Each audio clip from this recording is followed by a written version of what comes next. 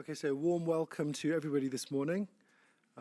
Very nice to see some friendly faces in terms of people that we've worked with before and some new faces. It's always a case of redefining these communities in terms of the dengue community in this instance, but very nice to see everybody. Thank you very, very much for making time to participate in this meeting. We have 70 people that are registered. Actually, we have more, but there seems to be a bit of an issue in terms of the signage to get to this place. So there are a lot of people waiting on the corner to come, so you might see more people coming in. Hopefully it won't disrupt the meeting too much, but I think we should start. My name is Cameron Rafiq. I'm the co-founder and communications director for the International Society for Neglected Tropical Diseases. We're London-based, but we're here in Geneva today. As all of you in this room, we all have a vested interest in dengue. That's why we're all here. We're all aware that this is the fastest growing vector-borne disease on Earth at the moment. I mean, the situation that we're talking about really is that a handful of countries in the early 70s, 9 countries reporting dengue, to where we are now, we're talking 100 plus countries reporting dengue. We've had, the vectors responsible for the transmission of the disease, Aedes aegypti and Aedes albopictus, spreading far and wide to include France, Portugal, Madeira, Spain. So European mainland has now had its own cases of dengue, so it's no longer a disease confined to the tropics. As we speak right now, the La Reunion in the Indian Ocean, as we all know, cases numbering in the tens of thousands. Sri Lanka is seeing a spike at the moment. All of these cases, you're seeing on average between 400 and 500,000 hospitalizations a year because of dengue, causing a massive strain, socio-economic strain, not just on the individuals, the families, the healthcare structures, but the entire kind of developmental progression of those particular communities, countries. So, I mean, just this week, there's a press release a couple of days ago by Dr. Takeshi Kasai, the regional WHO regional director for the Western Pacific region, in which he was urging the regional actors to consider dengue as seasonal flu, i.e. it's here to stay. It's endemic. I mean, that's quite a statement to make. That's the situation that we're facing. Half of the world is at risk. So 1 in 2 people of getting dengue. So it's a major issue. It's on the top 10 priority lists for the UN this year. And that's kind of the reason we thought we'd convene this meeting here today.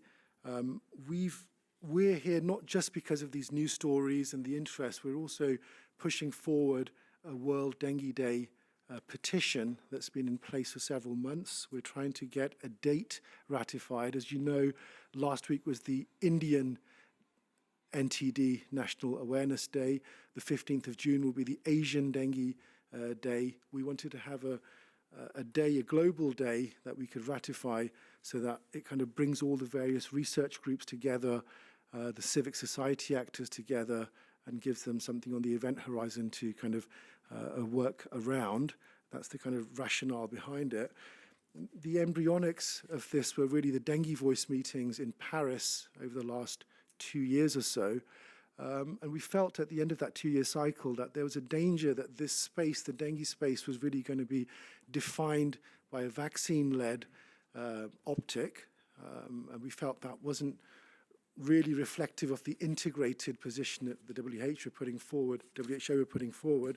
So we wanted to kind of recontextualize dengue in terms of disease surveillance, in terms of vector ecology, in terms of diagnostics, in terms of the programs that are out there, in terms of various community engagement programs and community mobilization programs out there, and bring all of that together. So today's meeting really is kind of a flash show of some of the research that's out there, and also looking at kind of building partnerships around that.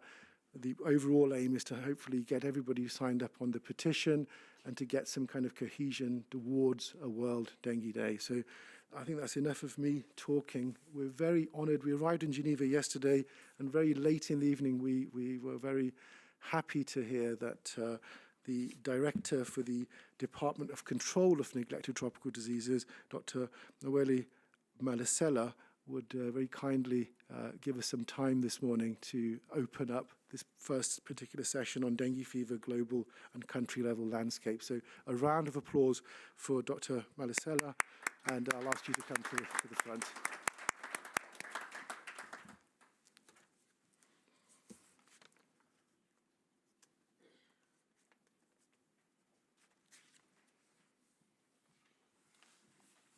Thank you, Noelle. Over to you. Thanks. Thank you very much, Kamran. Good morning, ladies and gentlemen. It gives me great pleasure to be here among you today to talk about one of the diseases that my department works on and really focuses on a lot as one of the 20 diseases in the Department for Neglected Tropical Diseases. Thank you very much for giving me the opportunity to speak today. I'm very honored. And we do value the support provided by ISNTD and its partners in prevention and control of dengue. We also appreciate the approach, and I'll speak to it a little bit later. But we appreciate the approach because we are focused on a cross-cutting approach. We are looking at all the neglected tropical diseases in a more cross-cutting way, because we cannot silo the diseases. No matter what, at the country level, at the village level, these diseases are happening in sometimes the same people, in the same communities, and are dealt with by the same health workers. And so our approach has to be a concerted one. We do require the technical expertise, but we also definitely need to have a cross-cutting approach that will help us deal with the issues in a more holistic way.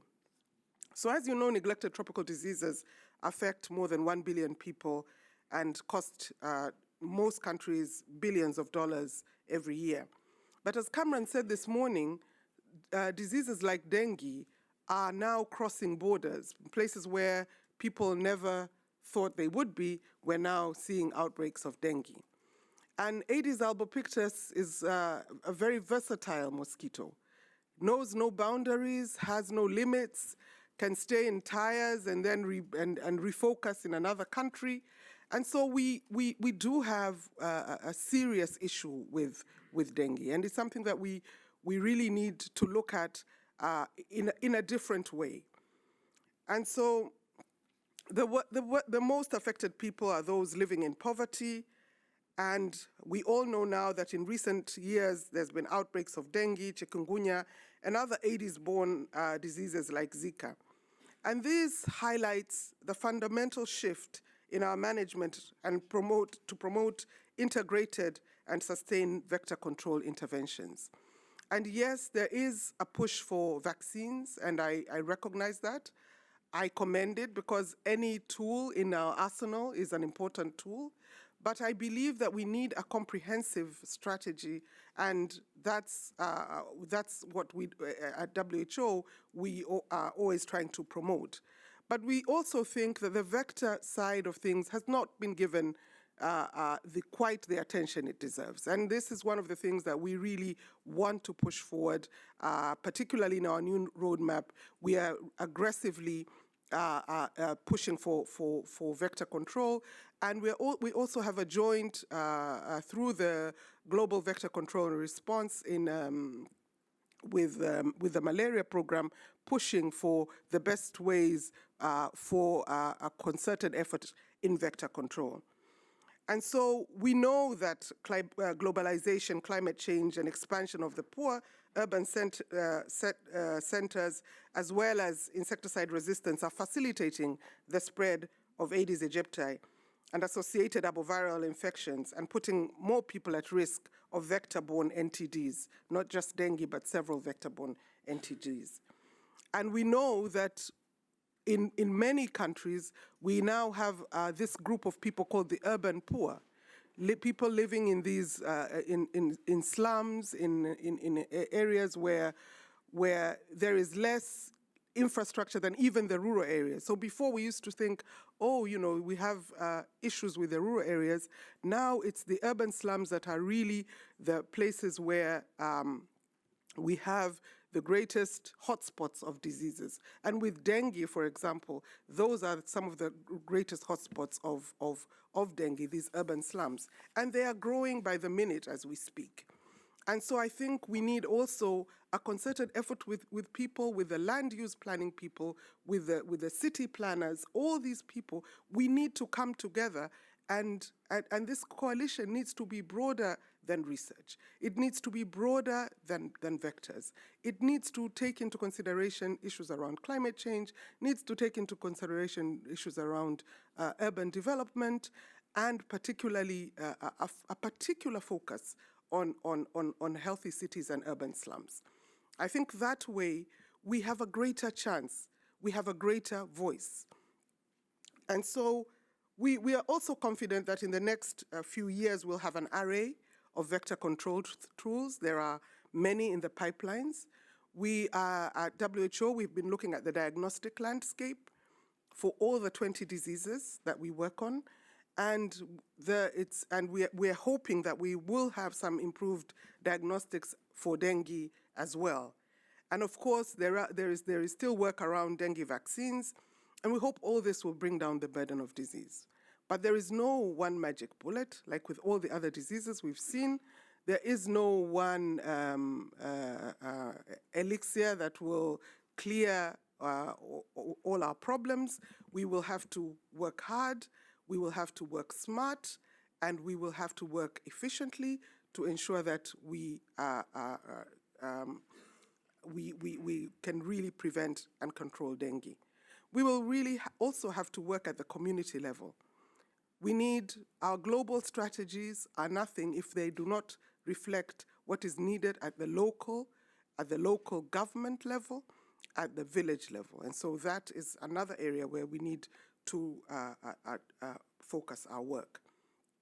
At WHO, we are also reorganizing our work in line of the WHO current transformation program and looking also at the post-2020 targets. So we're developing a roadmap which is going to be starting from 2021 to 2030. And I'll talk about that in a minute. But I just wanted to say, as part of our new roadmap, we are also really looking very seriously at cross-cutting issues, and so that's one of our shifts in thinking. So we're focusing a lot on WASH and vector-borne diseases.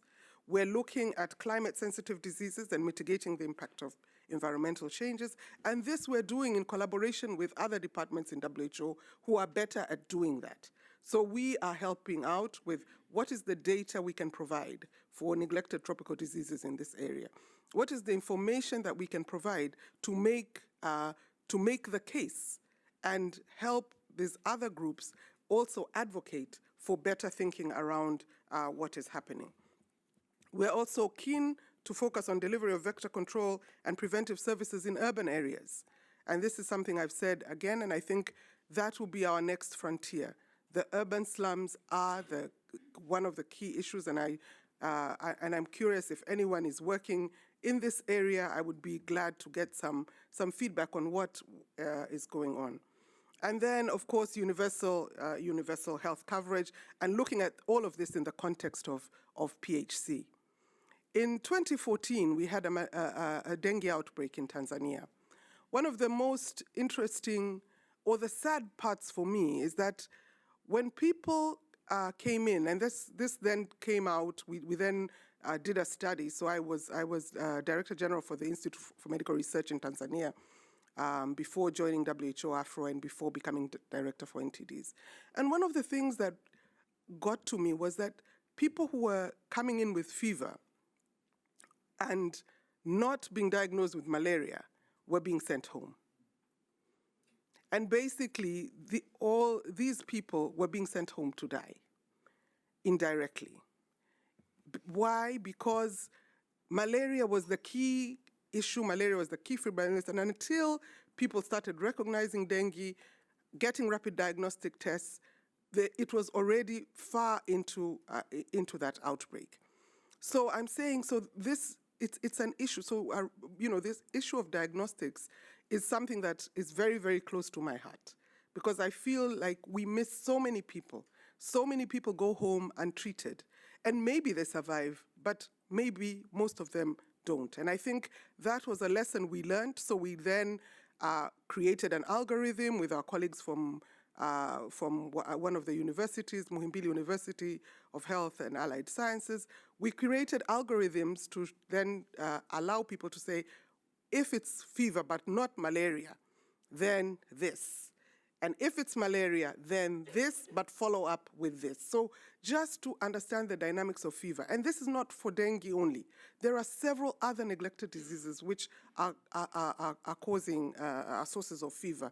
And we need to look more into that. Chikungunya, for example, is another example of something which is really underestimated. The burden is very underestimated. So now I'll just talk a little bit about our roadmap. And this roadmap intends to cover all the 20 diseases, quite differently from the former roadmap, which covered, I think, 12 of the 20 diseases that we work on. The aim is to make sure that we put attention, equal attention to all the diseases. And that, for me, is key. And I think as people who are keen to promote advocacy, I would also urge you to make the case for neglected tropical diseases. Make a loud case. Yes, talk about dengue. Yes, we need important tools for dengue. But we also need a louder voice talking about neglected tropical diseases as a whole, because there are still a lot of issues out there who are not going to have a champion, who are not going to have people speaking for them, who are not going to have researchers wanting to carry out any research in that. And so I would urge you strongly, while we advocate for dengue, let's advocate for the rest of the neglected tropical diseases out there which are affecting the poorest of the poor. The more marginalized the people are, the worse the impact of the disease is, and the less attention we get on it. Yesterday we were talking about snakebite and launching the new snakebite strategy. And it was just very moving to, and I don't know how many people have watched the movie 5 Minutes to Die, but it's very moving how such a problem can be so hidden with no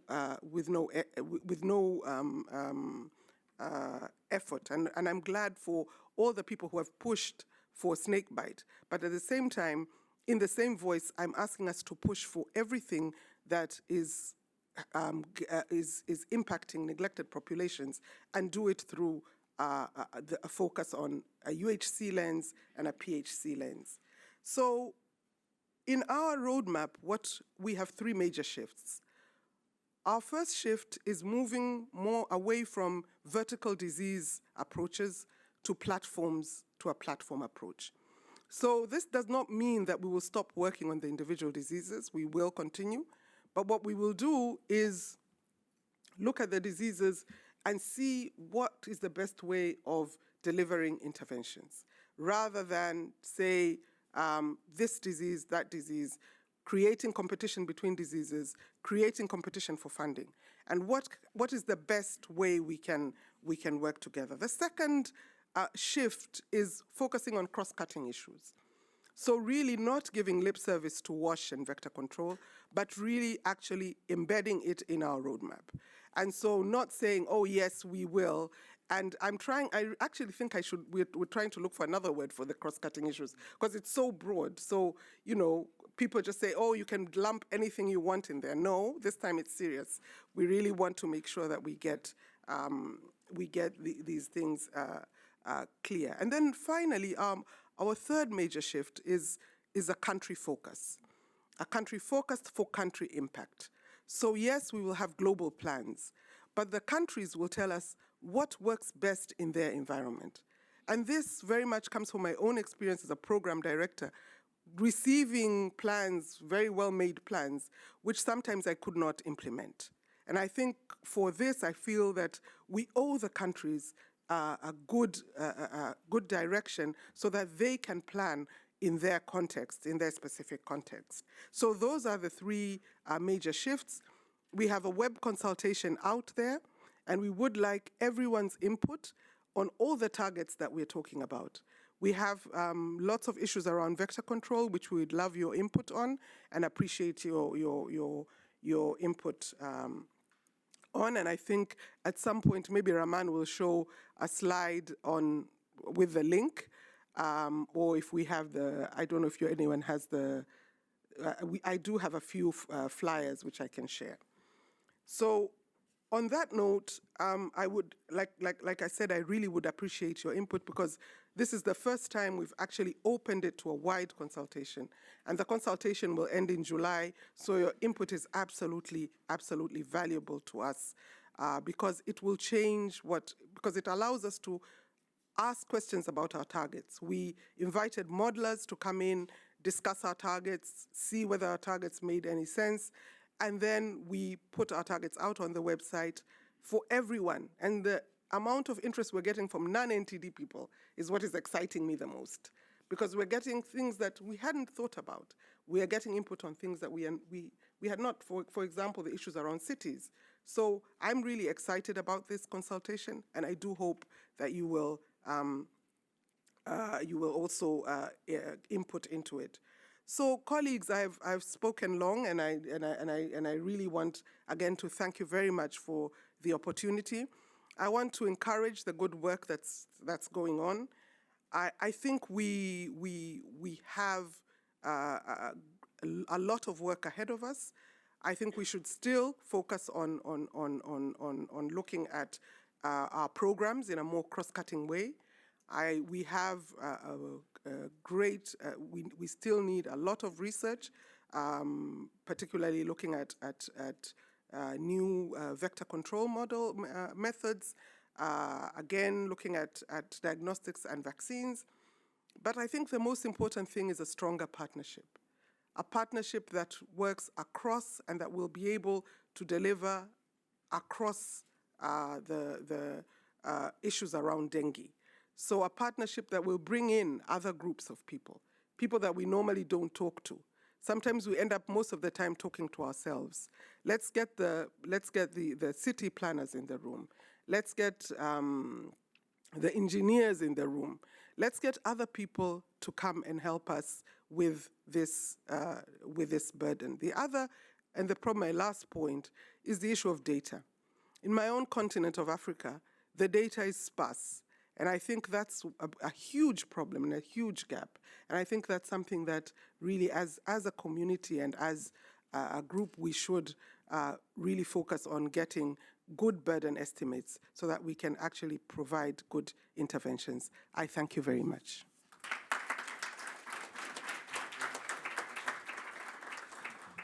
Thank you very much for that, Mwele. Some very interesting overtones from the UHC backdrop that the WHA 72 is outplaying on at the moment. So we'll pick up some of that in the questions, I think, in the panel. I'd like to move very quickly to the second speaker for the session, Raman Vele-Yudhan, from the same department, the Department of Control for Neglected Tropical Diseases at the WHO, but coordinator of the Vector Ecology and Management Unit. A round of applause for Raman. Thank you. Yeah, we'll just get your presentation up.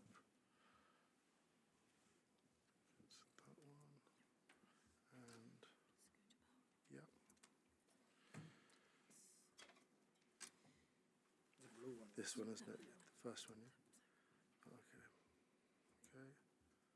There we go. And it's on. Oh, there you go. The point is there. Good morning to all of you. Thank you very much, Kamran and Marian. This has been a great opportunity. Basically, I think this is my third occasion for ISNTD to talk about various aspects of dengue. So, my presentation, I just chose a few issues on dengue which we really need to keep in mind at the back of our mind as we move forward. So, essentially, just a second. So we are talking of these two mosquitoes which are really causing havoc all over the world: Albopictus and Aegypti being the primary vector. And what drives them, of course, is there's a comparison between the two. There are key elements here, one of which is that the eggs of these mosquitoes can withstand desiccation, and they can remain dry for over almost 400 to 500 days if you want. It's one of the easiest mosquitoes you can rear in a lab, because you can dry the eggs and keep it in a bottle, and they hatch as soon as they come in contact with water. But it also poses a huge challenge for us, because they can remain dry in your water containers, they can remain dry in used tires, in receptacles, and so on. So this is one of the biggest challenge we face. The second issue is, of course, the issue of their biting habits. They like to bite many people. So this leads to clustering of cases.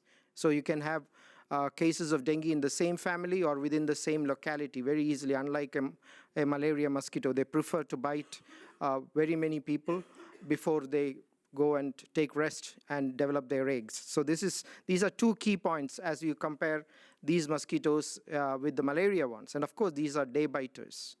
All of them bite during the day. And as I move forward, I'll touch on some of these points. The global trends of dengue has been increasing, but after the Zika crisis, we had a drop mainly in the American region, but that is not something which is going to continue. Actually, this year in particular, we are seeing a big increase in dengue all over. And we have increases in the Latin American region. We have increases in Africa. There is a dengue outbreak right now occurring in Tanzania. There is also outbreaks occurring in the Asian continent, in Cambodia, Vietnam, Singapore, and so on. We have almost 12 countries of Asia now facing a huge resurgence of dengue, including Thailand. So this is going to be a big year, and this is one of the reasons why WHO highlighted dengue as one of the 10 problem diseases for the year. The next one is, of course, the deaths. We have made significant progress in reducing deaths. And thanks to the clinicians and those who are experts in managing cases of dengue, because we really don't have a medicine or a vaccine. So it's a question of case management, and with good training and referral system, it is possible to reduce death. And many countries, including places like Bangladesh, had achieved 0 deaths for nearly 4 years. It is a question of achieving the target, working towards the target. So deaths have declined, but the burden of the disease is pretty high. This issue is something which Maile briefly touched on, the lack of data in Africa. What we know about continental Africa is about 34 countries are endemic to dengue. Very often it is masked by malaria and other comorbidities. And what you see is a tip of the iceberg. We get much more data of outbreaks occurring almost on a weekly basis in many countries of Africa. And there is an urgent need to really highlight this at a political level to bring in appropriate diagnosis. And this is just not dengue alone. Africa is battered by chikungunya, there is Zika also, and even more recently, yellow fever outbreaks. So all of them are caused by these 2 mosquitoes. And these mosquitoes are urban mosquitoes, and with the urbanization increasing in Africa, we are having a huge challenge here. And this is something we are right now focusing on, basically to bring the African governments on board, bring in better data systems, bring in better diagnostics. And so the whole continent, as you can see, has been prone to dengue, and we have outbreaks occurring constantly since 1960. And in fact, it is endemic in several countries. The other issue is the burden. One interesting thing is very few people really know that dengue burden is very, very huge. In fact, in terms of burden, it is far greater than malaria. It is just the fear factor that the death due to dengue is rather low. It's around 20 to 40,000 annually right now. But the burden is to the tune of 500 million people affected, and almost 3 billion people are at risk of the disease in 128 countries. So we have put a great deal of effort to come up with a burden estimation toolkit. And what this really means is that in most of the cases, 80% of dengue is asymptomatic. So you can see that people will not go to your health facility. They just take Panadol, especially the first attack of dengue is very mild, and you really never know that you had an attack of dengue. But the second wave of dengue, in case a second virus affects you a couple of years down the line, that is when it can strike you very bad, and it could be a very severe case. So what we have come up with this toolkit is a very user-friendly Excel spreadsheet with which you enter the data, and it gives you an estimate. And we have compared these estimates with several burden estimations done by experts in IHME, Oxford, and others, and they match very well. So everyone was on our advisory group when we finalized this, and right now we have done estimation in 15 countries, and we are moving on. So this is just to summarize where we stand vis-a-vis malaria. So you can see that even this week, 2 countries have achieved elimination of malaria. So the number of countries affected by malaria is rapidly declining. On the other hand, the burden of disease of dengue, dengue affects 128 countries, nearly 4 billion people at risk. On an estimate, about 390 million was one study, and the deaths is about 40,000. Malaria, on the other hand, it is only the death which is high. They still have over 430,000 deaths estimated. So this really shows you that in many countries, mainly Latin America and Asia, if you ask the minister what is your priority, they will say dengue. Malaria is no more. And malaria has really gone down in all these countries, even in Africa to some degree. So it's a question of dealing with another vector which is going to attack you in the urban areas. And it is high time we do a concerted effort. I need to just touch on a few interesting points. One of the challenges dengue program has faced is the lack of data, a good epidemiological study. And you will be surprised to know that this paper in 2015, which is an RCT trial of dengue control done by communities, is the first one to prove that vector control works in dengue.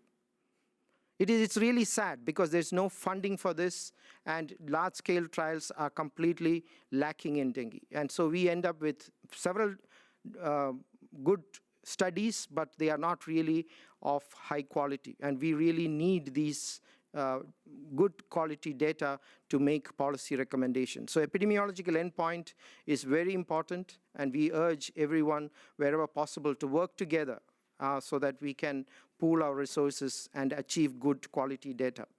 The second part is climate, which our director has already briefly mentioned. Climate has a big impact. We have a document produced jointly with the World Meteorological Organization, and this is going to be revised too. The issue of dengue and climate is that very often experts think that water supply can be given to all the villages, and this is the goal of all governments.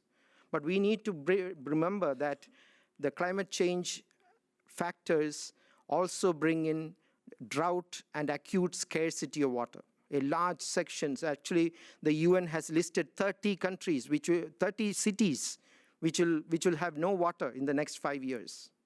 And I know very well in some of the countries which are known to me very well, they are struggling for water. So when you struggle for water, you are going to hoard water. And the more water you store at home, you are providing wonderful residence for Aedes mosquito. So this is the biggest challenge. So how are we going to tackle this? We need better containers. We need preventive measures to prevent breeding occurring right in and around your homes. As I said, this asymptomatic dengue, 80% of any dengue outbreak is asymptomatic, and we have now evidence showing that these asymptomatic carriers can pass the virus to the mosquito. So this is almost like malaria, very, very similar to malaria. So we need to factor this also. What is the role of asymptomatics in transmission during a particular year? This is the second study. For the first time in Mexico, they have proven that if you do vector control, both at place of residence and place of work or school through contact tracing, you can bring down dengue. And this was a very good paper which was recently published for the first time proving that targeted residual spray done in both these places can reduce transmission. And we are now including this in our fact sheet to encourage governments to act at both places, because you are dealing with a day biter. So otherwise, all the traditional dengue vector control tools still play a role. They have a potential if used together. They are a very potent tools, but the problem is we need the tools at the right time, at the right place. And in the case of dengue, we need to attack both the larval stages and the adult stage. So I'm not going into details of these tools, but all the traditional ones are still very useful and valid. And we are looking for new tools. And we are really happy to know that at least 6 new tools are moving in the pipeline. And this includes a spatial repellent, which is going through a big trial in Peru. We have a peridomestic residual spray moving through at a slow pace. We have several traps, which are showing a lot of potential. We have genetic manipulation, basically radiated mosquitoes promoted by International Atomic Energy Agency, and we partner them in promoting it in countries. There is sterile insect technique through, which is basically the Wolbachia one. And there are 2 strains of Wolbachia, one which leads to a population suppression, and the other one which leads to population replacement. Both helps in controlling transmission, and both of them are going through various stages of trial. Actually, the population replacement model is doing their final studies, a phase 3 trial in several countries. So we are hoping to get data by next year or by 2021, which would be very, very useful. So there are several tools in the pipeline, and we really hope all this will help in managing the disease. Moyle did briefly mention about the global vector control response. Now, this is a document which WHO was developed at the request of member countries at the height of the Zika crisis, and this calls for a real comprehensive approach for vector control. And you can see this document on our website, and this again emphasizes on community participation, intersectoral action, a much greater emphasis on vector surveillance, and then, of course, scaling up control efforts, for which we, of course, need research and capacity building. But having said that, I need to emphasize vector surveillance. Many countries, you would be surprised to know that 43% of Europe, there is no surveillance today. And there's a whole gray area in the map produced by ECDC. And in other countries also, vector surveillance are weak. And what has happened, the only country who has done thorough study of vector surveillance is China CDC. And what they have noticed is Aedes mosquitoes have started breeding in rural areas. Culex tritineorhynchus, which is a Japanese encephalitis vector, is breeding in cities. And their mites and ticks are also moving northwards with various climate and environmental changes. So if we are not going to track our vectors, we are sitting on an unknown volcano which could burst at any time with very many diseases. Right now, you may know that Mayuro virus is affecting parts of Brazil.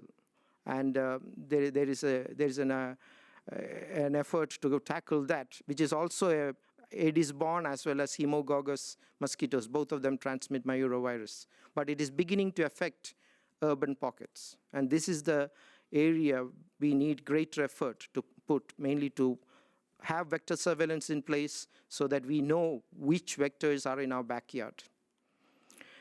So just to sum up, basically from Aedes-borne diseases of the 21st century, we are dealing with uncertain distribution and burden.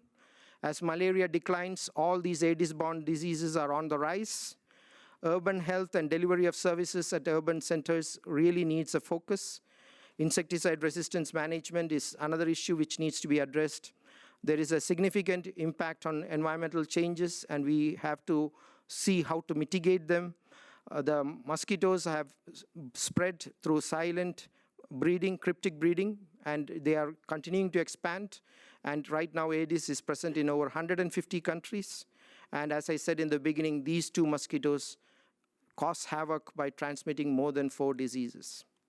In our department, we are also revising the global strategy for dengue and the dengue guidelines. We will have new versions soon.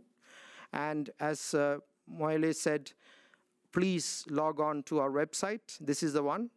where you can, for our WHO roadmap, where your views you can express and you can put in, we have put some ambitious targets, to be honest. You can criticize it, you can tell us what you feel. We have modelers working on it, and they have also told us what they felt. So please feel free to log on, and your views are most welcome, because we are keeping this open for another couple of months. So thank you very much. I really thank each one of you for being here today, and special thanks to Dr. Moile here to grace this occasion. Thank you.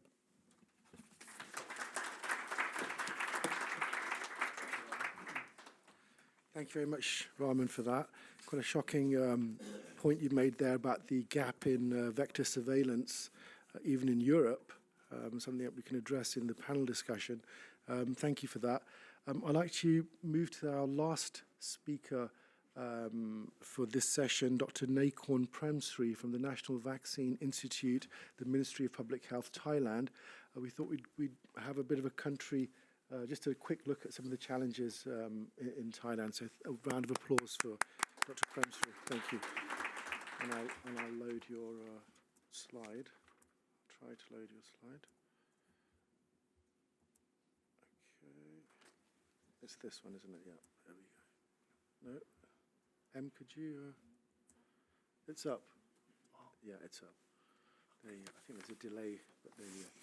Yeah. Thank you very much, Kamran. Good morning, everyone. It's my pleasure to be here. Actually, I signed as a participant of this site event, being honored to be invited as a speaker. I'm speaking on behalf of the Department of Disease Control, Ministry of Public Health. The previous, my workplace. Right now, I am the director of National Vaccine Institute, which kind of policy body on the vaccine, leading for the vaccine security for the country. But this is also my previous work during I was director of Bureau of Epidemiology at the Department of Disease Control. So just for your information on the epidemiology of dengue in Thailand.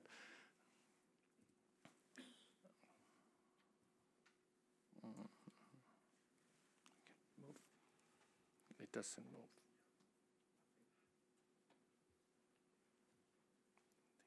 Because of that. So can we move this?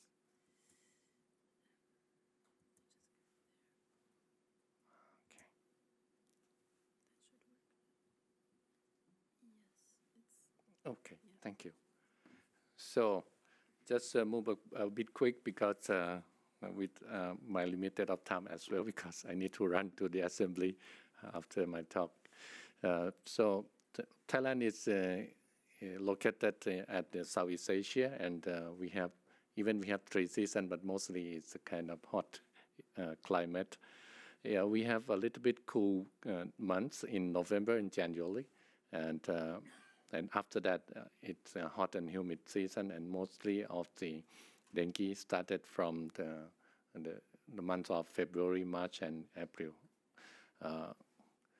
And as Dr. Rahman said on the vector, we have 2 vectors as well, Aedes aegypti and Albopictus.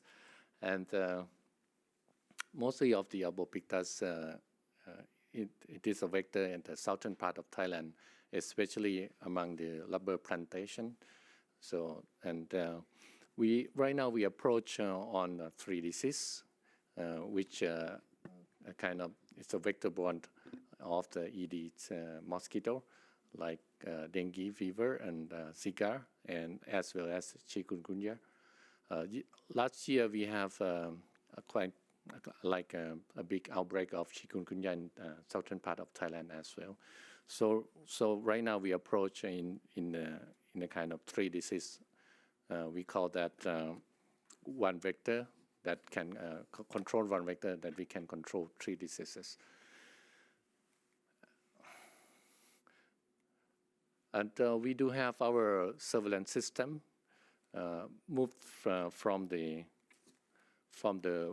bottom part that we have at the sub-district level or the village level. We have our group of village health volunteers to do a kind of primary health care and the community-based surveillance over there. And we have the system on the disease surveillance at the district surveillance system. We call the District Surveillance Information Center. And every level that they connect together, but right now it's not a hierarchical reporting system anymore because it's online. So when it's reported, it will be at the central level at the same time at the district, provincial level, or even the regional level. And Bureau of Epidemiology is a center of collecting of the information, analyzing, and report the situation to the policymaker every week that we have the situation brief for the decision maker. And this is a kind of online reporting system that we do have. And we also have the larva, the vector larva survey as well. We use the application in the online application and being used by the village health volunteer that they can detect, they can collect the information of the larva survey, like a container index or household index at the community level. You can see the pattern of disease outbreak in Thailand that we have 2 or 3 years in peak of the outbreak that since 2008 and 2018. Last year, we expect that we may have a big outbreak, but fortunately we have a very good control with the strong policy from the Prime Minister to control the dengue fever in Thailand. So it's a bit lower than expected, but still be a peak of the outbreak in 2018 last year. And it's spreading all over the country. We also identified the risk area using the historical data on the disease outbreak and as well as the larva survey. So we call the a kind of high dengue transmission area, and especially in the urban area, Bangkok and perimeter province municipality area, as well as in the southern part of the country. They are the kind of hyper-endemic area. And we do a kind of forecasting every year. In every December, in December of every year, we will provide the forecasting to the public for a kind of warning of the country that we will have a big outbreak or not in the following year. Then for the serotype distribution, we have also serotypes. It's not to me it's not a quite good coverage of serotype detection because we did not do a kind of serotype detection in every case. This is just a kind of laboratory surveillance and the kind of sentinel. So we detect of some of a kind of fluctuation or the kind of variation of serotype distribution by years, but it's still that there are 4 serotypes in Thailand. As Dr. Maliselat talked about the community participation, we do have that we have a kind of, we use a kind of community engagement activity. As said, we have a village health volunteer, which is our a kind of very large group of the people. It's almost 200,000 of village health volunteers all over the country, and they conduct the program on primary health care voluntarily. We did not hire them, and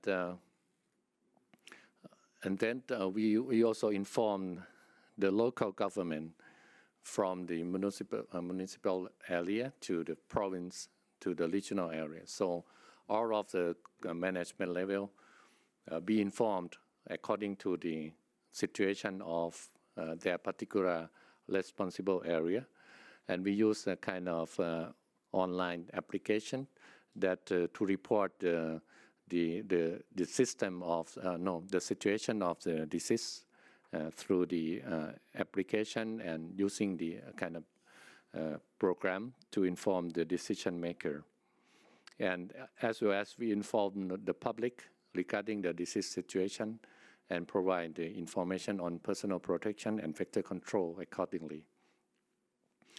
This is a kind of picture that we conduct a community engagement activity in school, in the a kind of big cleaning day campaign in the tourist area, in the temple, and in the workplace. So you can see that we need to use kind of multi-sectoral partners to do kind of vector control. We emphasize a lot on vector control activity. And this is a kind of an example of using of mobile application. We call Tandrabat. It's a kind of, actually it's a kind of Thai name that we alert and aware of the situation of epidemic in the country, that we prepare to know on that. That's the meaning of the name Tandrabat.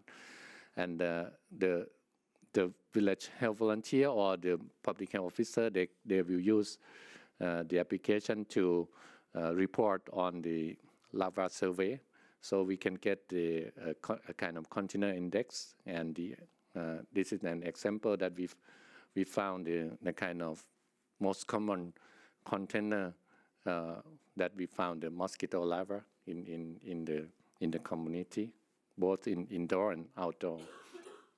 So in conclusion, dengue is a kind of endemic disease in Thailand for a very long time, and all serotypes have been circulated. We have seen more adult cases. For the recent year, we've seen more adult cases in Thailand, especially the adult age over 35. This is a kind of dynamic change of the epidemiology in Thailand. We still have more cases in children, but we found more percentage of the cases in adult. And we also facing on the problem of vector control in urban area, because that's a lot of limitation of community engagement. They have their own personal limitation.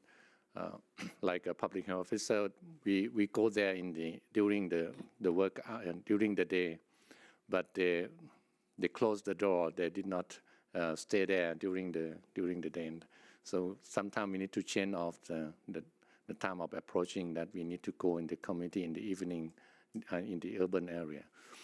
And then right now we have a group of the working, like Bureau of Epidemiology, Bureau of Bureau of Vector-borne Disease Control, and as well as the National Vaccine Institute. We are working together to do on the kind of cross-cutting issue, as Dr. Malasilat talked about, that we need to work together. And National Vaccine Institute is also working on the dengue vaccine development. So that's my conclusion, and thank you very much for your attention for my talk.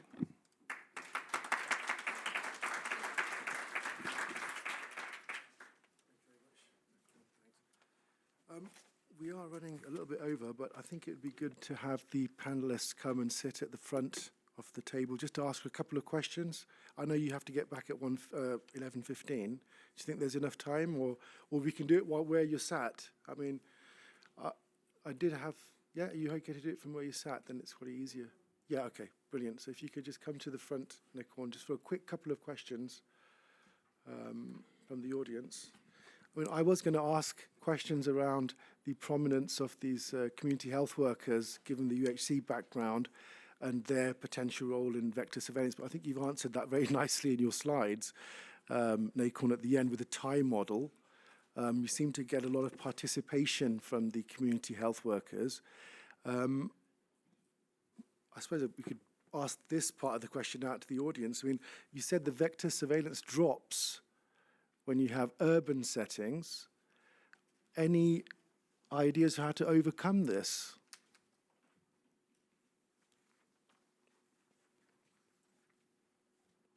And if we're saying that vector surveillance, there's a gap, it needs to happen, and that we need to, have a far more engaged community, and it doesn't seem to be happening in urban settings, and these urban slums that you've described, Noeli, I mean, rapid urbanization, they're on that route, on that road towards, changing. How is that going to affect vector surveillance? Who do we need to reach out to get them involved and participating in vector surveillance? I mean, that's a question to all of the panelists or the audience. Please feel free to ask. And I think you have to press the button. Yeah, so the... and sorry, could I ask you to say your name and your affiliation? My name's Derek Nimmo. I'm from the IVCC in Liverpool. The IVCC has been working on a little bit of areas around surveillance and monitoring and doing some thinking. And to your specific point, and to kind of the theme here of involving the community, there's quite a bit of work around mobile phones. How can you use mobile phones to identify breeding sites or identify even mosquitoes by the sound of the flight of the mosquito through the microphone on the phone? And that engages the community and involves the community. I'm not saying that's a solution, but I am saying that, most people can get hold of mobile phones, even in these slums. And if you can engage them through that process, there's talk of systems to be able to reward people if they, identify sites or other systems to be able to engage them. So I would say there needs to be creative thinking around this. It's a tough problem, as you said, and we need to have creative thinking and thinking around the kind of the mobile phone and digitization of data is, I think, where we need to focus. But again, I don't think that's a solution, but it's one way to go, possibly. Okay, thank you for that, Derek. I mean, there's a point by Ovase, yeah. Ole Skorman from Intelligent Insect Control. I was at a meeting in BOVA, which is built out vector diseases in Nairobi a few months ago. And we discussed slums also. And I think there's a problem not just with neglected vector diseases, but also with neglected people.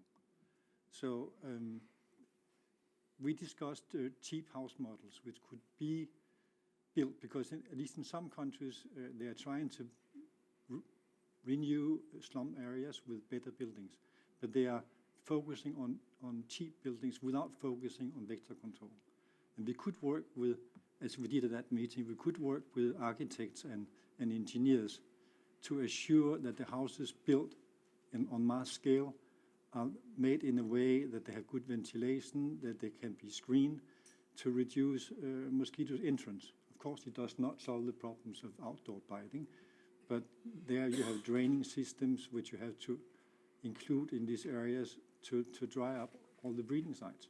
It's not just puddle, it's not just vases, it's also puddles. I mean, you heard two points there, the tech and the infrastructure, housing infrastructure. May I ask, what's China doing? What are they doing that's working for them? No, actually, there's nothing in particular which they are doing, but they are, of course, doing regimented vector control. And what is really interesting is their surveillance is significantly improved. They have, of course, 50 China CDC laboratories spread across the country. They have staff visiting localities. They know the hotspots. So there is active surveillance with various traps. Now, the only other issue on the community level is, one example is from Malaysia. What they do is they provide an A4 sheet with all possible pictures of vector breeding sites in your house. And they give it to all the students below standard 6 and below. And they say, okay, you go and mark whether you see this breeding in your house and bring it back. Actually, it helps the program to track down where the breeding occurs. So they come back with very positive breeding sites in their houses, and the program descends in that locality within 2 days. So this is another way of looking at how we can empower various targeted sections of the community and get good feedback. It's a two-way process. And there are other examples too, like of course, digitization is the way to go, and Singapore is one where You can at any moment in time, you can go onto your app, and it will really tell you which are the hotspots in Singapore. There's an app for it. So they put a concerted effort to monitor vectors in those areas. So this is an area where a lot more work can be done, and with community effort. Thank you, Mwele. Yeah. I definitely think, like I said in my remarks, community efforts are the way to go. But I think there are two other groups which I think really need to be engaged in the process, and that's the local government. So even if it's a slum area, there is a local government there. There is some kind of leadership that needs to be engaged in the process, and also members of parliament. So in some of these dengue areas, when you say, oh, maybe there should be this or that, the member of parliament says, well, this is my constituency. And so I think we should reach out to these people, indicating that, this is more than just a breeding area. This is, this is really detrimental to the health of the people. And how can we find better ways? Bring them into the discussion, because I don't think in some of the, particularly in some of the African countries, that we've had enough engagement with both members of parliament and members of local government. And so any initiatives are piecemeal initiatives. And I think we need better and more concerted initiatives in that direction. Thank you. A question from... We did this, Annelies Wilder-Smith, partially from WHO. We did a community survey in Sri Lanka, and we found that actually the households, so at a household level, community-based level, there were much fewer breeding sites, so there was a lot of success at community level. But most breeding sites were found at public buildings, including schools. Now, knowing that, that's the day-biting vector, and that the age group of 5 to 15, that's the school age group, are the most effective. I think we need to have more targeted programs for schools. And I lived in Singapore, and in Singapore, actually the highest hotspots were the construction sites. Again, public sites that nobody feels responsible for. And I think there again, you need, I agree with you, we need the governments to step in. And and Singapore had then, that's the way Singapore works, they introduced fines, legal fines, if a construction site was shown to have breeding sites. So these cryptic breeding sites that you're mentioning, these in building sites, infrastructure development, who would you have to reach out to? Because that's a problem in Saudi as well, in terms of they've had outbreaks that they've suppressed, but from the 90s, 4 different outbreaks of dengue because of the amount of building work that was going on in certain areas. Who would you recommend that gets reached out to? You mentioned country planning, town planning, infrastructure. How would you reach out to those people? I mean, they're not going to be really interested in dengue. They don't know much about the science. They're building, construction. How would you, what needs to happen?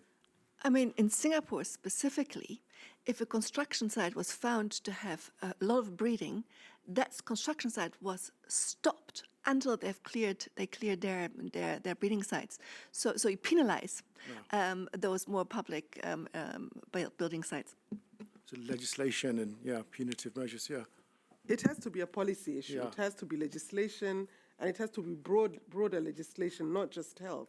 And it has to cut across. And I think, the discussions that the groups of building vectors out are very strong. And I hope that these find themselves into policy and legislation.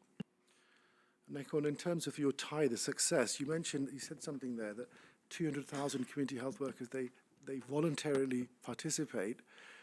Is that a Thai phenomenon? Have you seen that across? I mean, that's a very admirable position to take, the sense of engagement and responsibility that's missing. How do we emulate that? And have you seen that in the region at large, or is it a Thai phenomenon? I don't have the information regarding the regional level. But I would say that it's not just can be built in a short period of time, because our primary health care has been done for 30 years from now.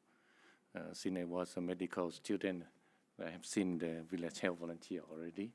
It's a kind of long-term commitment and working between the public health officer and the villager at the local level. And the relationship between a public health officer, medical doctor, nurse, and with the villager is quite good. So that we build that on the trust and credibility between public health and the village. So that I think that the foundation that if any country would like to have a kind of group of village health volunteer like this, it needs time, but it provides a lot. It's not just a dengue control, primary health care and all, the nutrition, low birth weight, antenatal care, or whatever that we can use when we can work with the village health volunteer. And I would support that for the urban area, we also use the mobile application, as Direct said, that our lava survey can be recorded in the mobile phone, and they use a kind of location. You just sign in and saying that you will be the volunteer to report the lava at your household and the community, and put the location, and that it will be spot in our map and report to the system. So we can collect the lava survey by using the mobile application in the urban area. And even in the rural area, we can get the information from our village health volunteer as well. So that's the kind of community engagement, and we can work together. That's a great answer. We've heard from the preventative sides there. So I was going to say, but yeah, we have a question from Dr. Subi from Tanzania. Thank you very much. I'm Dr. Subi, the Director of Preventive Services, the Ministry of Health, Tanzania. Dengue is now bringing a global voice, but also becoming a global concern because we have been much concentrating on malaria control, but now we need to change the focus of control of this disease. Tanzania is among of the countries that currently is facing an outbreak of dengue since January this year. However, there has been a lot of epidemic of dengue in 2010, 2013, 2014, but also last year, 2018. So it comes on and off. However, based on this, it's look that most of the cases they are concentrating on the urban setting, and usually we started diagnosing those people coming from outside the country, and rather than those people who are residing within the city of Dar es Salaam. So I just want to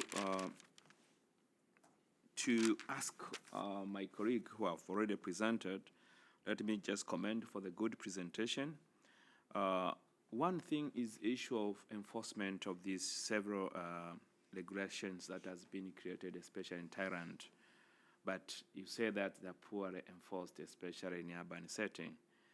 So what are the reasons why these regulations that has been created to control the disease are poorly enforced? But second is the issue of application of bioraviciding, especially you say that you have been using mobile for somebody to report on breeding sites for the mosquito and other things. What are the effectiveness of this bioraviciding that you are using the community control mosquito? Because what I look here is the issue of the integrated vector control. And the good thing that if we control Aedes, then we can control so Curex, but also we can control Anopheles for malaria. So this is just like a bullet. So the only thing that I can see, if we have no medicine, we have no vaccine, our vaccine is to kill the mosquito, to ensure that we do not have the mosquito. So can I get some more input and information on that? Well, could I actually throw that? We've got the vaccine producers here. I mean, I've heard it twice in this morning that there's no vaccine, but there is a vaccine. It has the WHO recommendations in settings, contextualized in terms of, you know, it works in settings and recommended to work in those settings, highly endemic regions between the ages of 9 and 14, 9 and 16. Would there be any input from the vaccine producers here on that? We've heard a lot about community health workers being engaged for disease surveillance, vector surveillance. How else could they be engaged in terms of the vaccine? Is that a fair question to ask out there? I mean, Any takers for that? So Lynn Morgan from Sanofi Pasteur is the manufacturer of Dengvaxia, the licensed vaccine currently available. I heard the main point that you said around there being no vaccine currently available. So there is a licensed vaccine. What we also are cognizant of that it's not an ideal vaccine and that the recommendations have restrictions around them, and that we're actively as a company, Sanofi Pasteur, working to make available a rapid diagnostic test that will allow for that vaccine to be used in a more appropriate way, because I absolutely rejoin what the speakers have been saying. This is an integrated approach, so vector control obviously is an extremely important piece of having a comprehensive approach to defeating these diseases. And we also believe that vaccine is an appropriate way of intervening as well when you have high levels of seroprevalence, and it can be an appropriate method when you have a rapid diagnostic test that allows that to be built into communities. So it is a piece of a larger puzzle, definitely. Yeah. And I mean, just why I have the microphone, commending the overall notion on awareness that a World Dengue Day could bring, that would allow to foster more community awareness of different alternatives, obviously vector control being extremely important, as well as a more preventative measure through vaccination. Okay, thank you for that. I think we have... Yes, and I think, Nakorn, you want to answer that point, yeah. Okay, thank you very much. I think the problem of law enforcement, it's a kind of a general issue in Thailand as well. Even we have, for example, we have a law on the helmet and a kind of safety belt. So we still find the case of the motorcycle rider did not wear the helmet. It's the same that we have a regulation that everyone needs to clean their environment, but the punishment or the law enforcement is not so high, and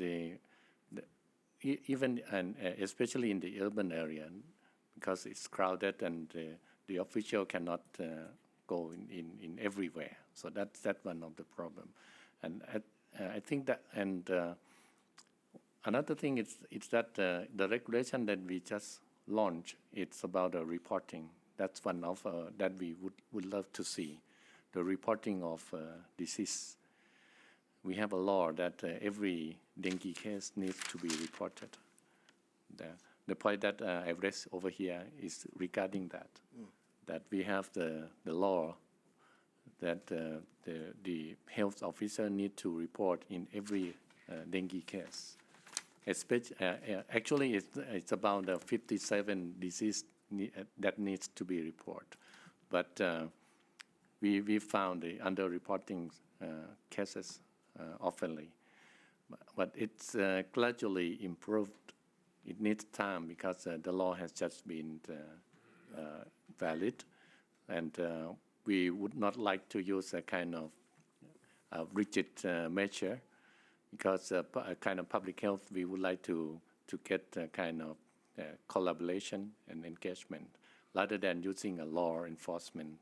So it's a kind of soft measure and a hard measure. We need to balance between law enforcement and engagement with our partner. So we moved it together. Last year, we did a lot on the explanation of law enforcement on reporting of disease, communicable disease. And we've got a lot of improvement from our partners, especially from private sector. So that's a part that in the urban area, because especially in Bangkok, we have a lot of private clinic and private hospital. They did not report to us previously, but by the new law, they need to report to us. So that in that sense that we need time to enforce of our new regulation. Okay, brilliant. I think that's, thank you for that. I think that's a great place to bookend this particular session. I know you guys have got to run to the UN meeting as well. So I think a round of applause for the panel and for the audience for some great questions. Thank you very much. Thanks a lot. Thanks a lot. Nice to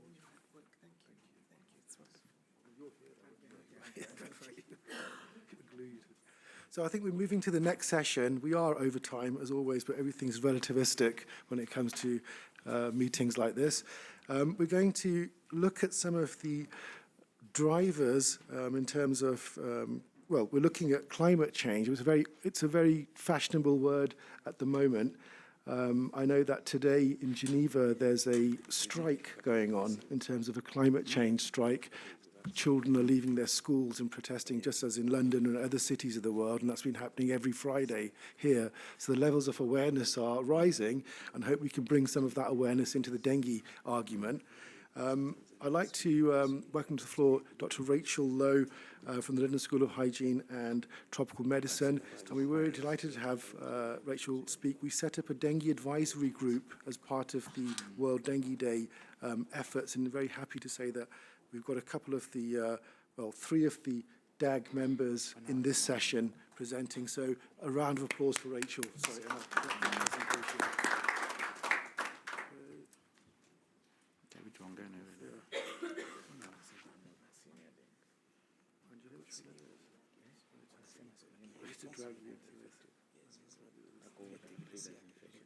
It is here, Rachel.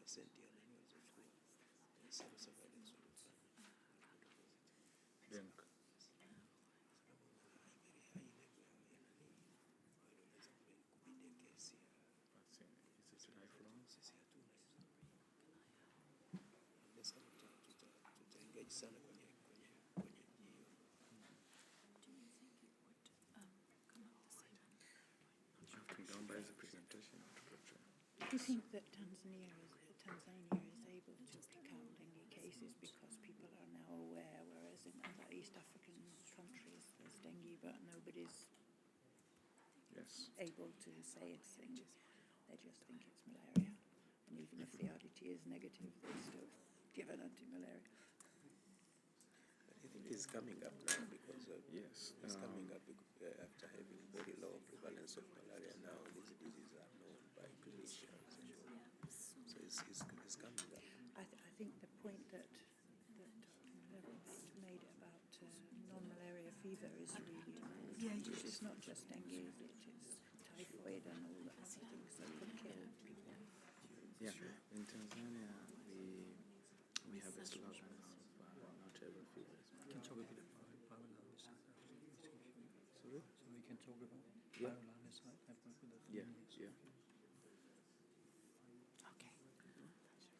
We have a slogan of not every fever is malaria. So that has been there for quite a long time. And we have... Okay, thank you very much for the opportunity to come and speak to you today. So this image here was used by the World Meteorological Organization in their last State of the Climate report.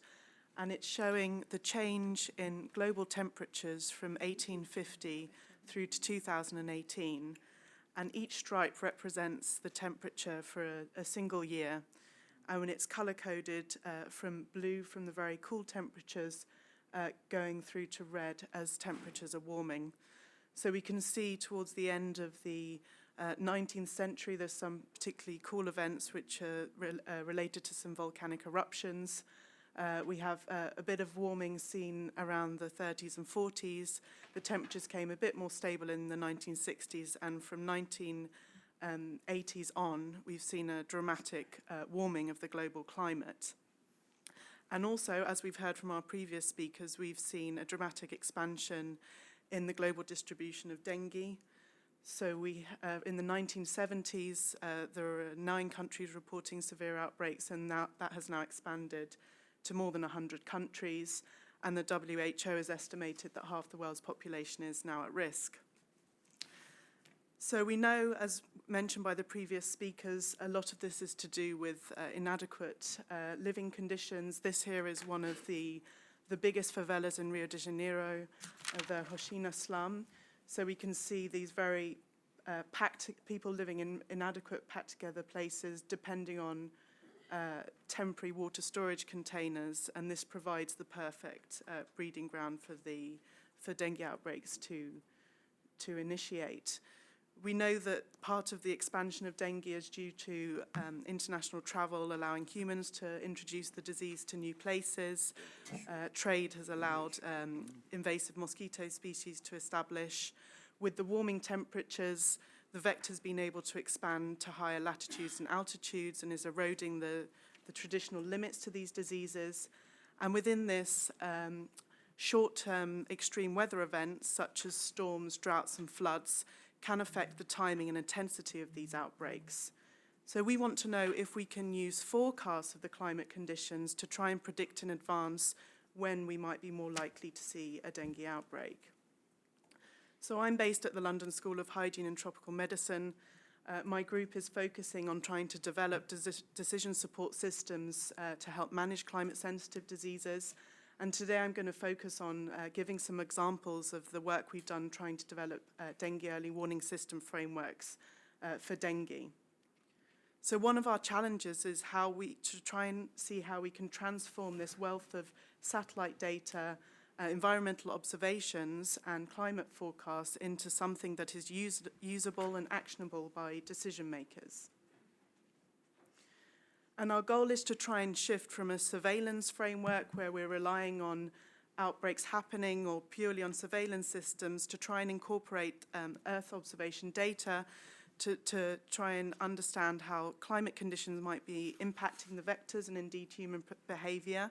And that gives us some lead time to be able to intervene. And we want to take that a step further and increase our lead time using forecasts of the climate conditions. But at the same time, we need to appreciate the additional levels of uncertainty that are introduced by using forecasts of the climate to try and predict a complex disease like dengue. So this here is an example. This map is showing the skill of seasonal climate forecast. This particular map is looking at the skill of temperature forecasts over a 30-year period. So this is a generalized rock skill score where the greener, blue to purple colors are showing areas. These are for the months of March, April and May. So we can see windows of opportunity for this particular season where we may have some reliable seasonal climate forecasts. So we have areas of Brazil, other parts of South America, the Caribbean, parts of Southeast Asia as well. So I'm going to give you some examples of work we've developed in Brazil, Ecuador, Barbados, and Vietnam. And I'm going to start off describing our experience of developing an early warning system in Brazil. So this started during my PhD research. I was working in an international team of climate scientists and epidemiologists, working on a project trying to see how we could use seasonal climate forecast for decision-making in several sectors in agriculture, hydropower, and public health. And I was focusing on trying to develop models to understand the spatial and temporal distribution of dengue with colleagues at the Oswaldo Cruz Foundation in Brazil. So we worked together incorporating all the environmental and climate information we had across Brazil with socioeconomic indicators, and we developed a Bayesian probabilistic model to try and understand and predict the risk. And then we were asked to put our work into practice ahead of the 2014 World Cup, when the Ministry of Health were developing an action plan to try and increase their control and surveillance ahead of the games. And they were interested to know, using our model, what the prediction looked like based on climate information. And they're particularly interested in the places where the games were to be taking place. So using our model, in February 2014, we received the seasonal climate forecast from the CPTEC, the Center for Climate Prediction in Brazil. And by the end of that month, we were provided with the latest dengue cases from the Ministry of Health, which was by no means perfect, but it was the best information we had to incorporate into our model at the time. We combined all this information, and by March, we were able to put together a probabilistic dengue forecast for the month of June. So this gave us a predictive lead time of 3 months. So before the games took place in June 2014, we published our probabilistic risk map in the Lancet Infectious Diseases. So this map here shows us the probability of different risk categories of dengue, if you like. So in Brazil, high risk is considered greater than 300 cases per 100,000 population. So areas where we can see saturated colours of red are showing that our model, there was a high certainty of exceeding this threshold, whereas intense colours of blue is showing that there was a high probability of low risk of the disease. So our publication, our results, was advertised widely. It was included in the BBC, on the NHS website, and within the ECDC risk assessment for travellers going to Brazil.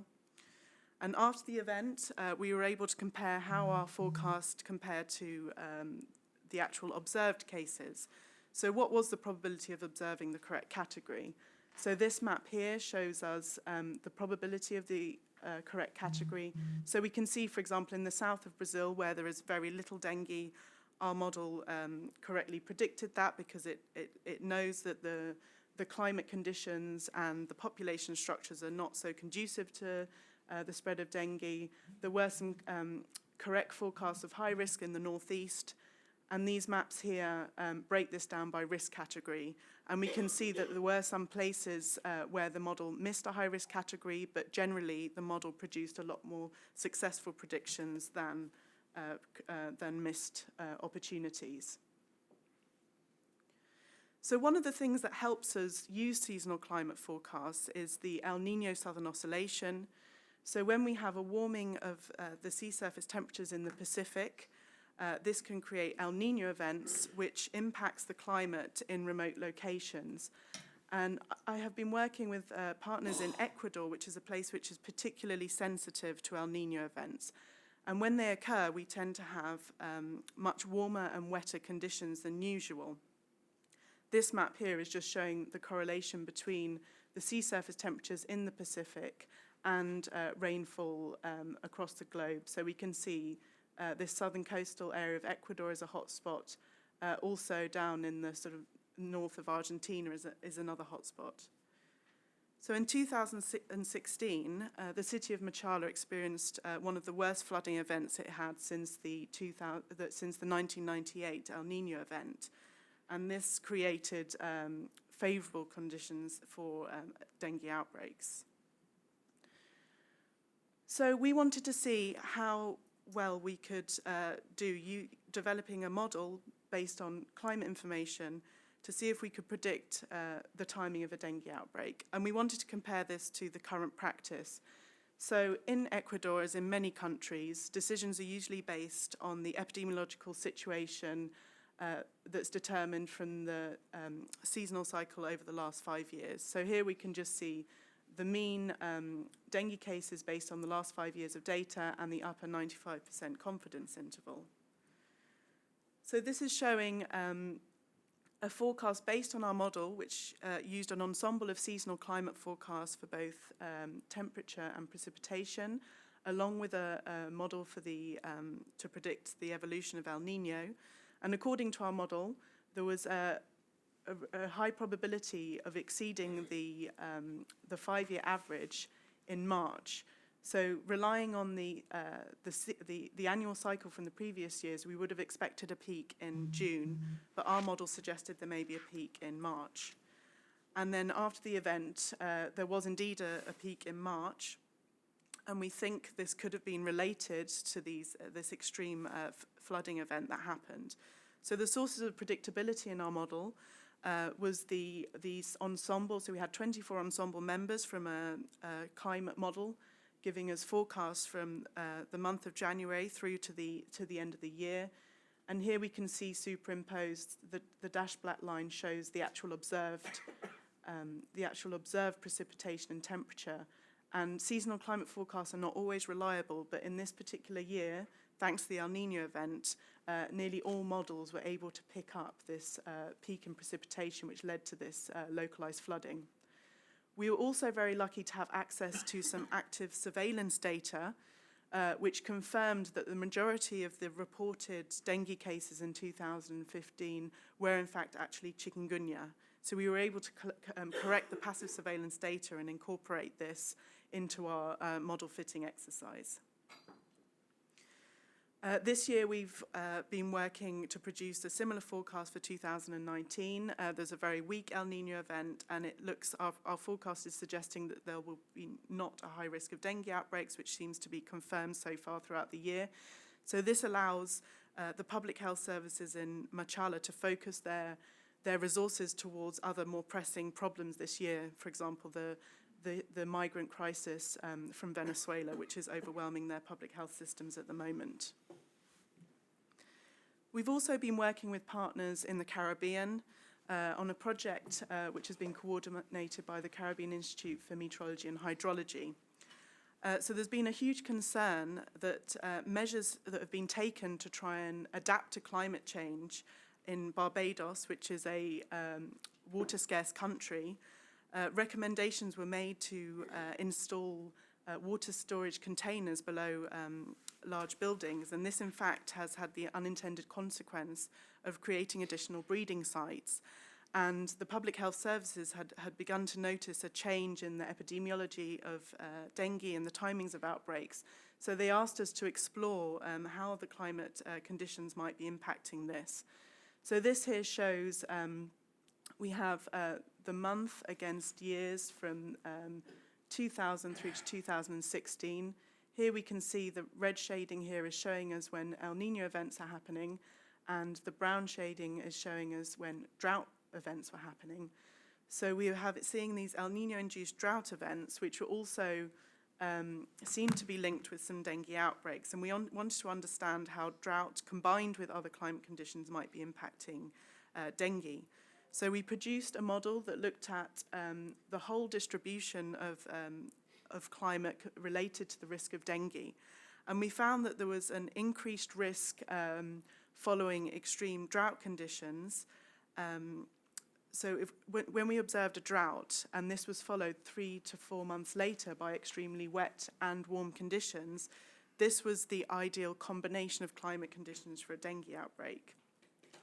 So we combined all our probabilistic model and tried to produce some predictions of exceeding a moving epidemic threshold. And so here we hope to see a high risk of dengue when outbreaks actually occurred, which are marked by a cross. So we can see in some years we were able to produce successful predictions, particularly in 2007, 10, and 2013. The last few years we were unable to produce successful predictions, and we think this is partly due to the introduction of the other arboviruses, chikungunya and Zika, and so our model. We would like to incorporate some more accurate active surveillance information into our model to correct for this. So our research has provided some additional evidence for the reports such as the Caribbean Health Climatic Bulletin. This is a piece of this is a document that is produced on a quarterly basis, which informs public health decision makers in many different sectors how the climate might impact their particular areas. And a focus has been placed now on highlighting how important it is to take good care of water storage containers, particularly following drought events. And we've now working, thanks to the UK Space Agency, at the London School of Hygiene and Tropical Medicine with partners at HR Wallingford to try and implement a operational dengue early warning system for Vietnam. So we're developing this online platform where seasonal climate forecasts from the UK Met Office will be incorporated with our dengue early warning system model to try and produce an operational dengue early warning system. This here is Oliver Brady. He's with some colleagues of ours in Vietnam providing some training. on how to sort of understand and interpret this kind of information, and the launch of our event was included in the BBC News in Vietnamese. So I hope that that is a positive report. And I just wanted to take this opportunity to invite you all to the launch of our new Centre on Climate Change and Planetary Health at the London School of Hygiene and Tropical Medicine. This will be live streamed next Thursday afternoon on the 30th of May. And I really hope that as we move forward towards raising awareness to dengue, we will consider this in terms of climate change and in a planetary health context. So thank you very much for your attention. If you have any questions.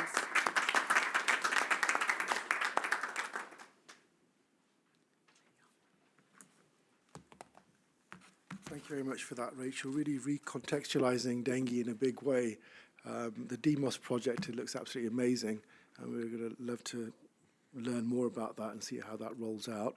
Well, that brings us, then, thank you very much for that presentation. That brings us to the second presentation in this session.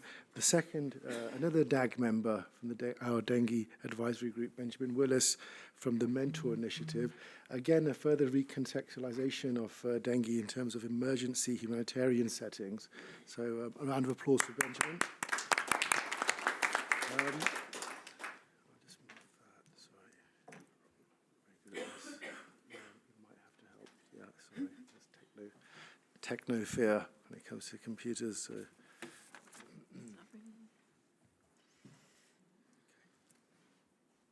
So there is a joke in there. How many people does it take to change a PowerPoint presentation? Thank you. There we go.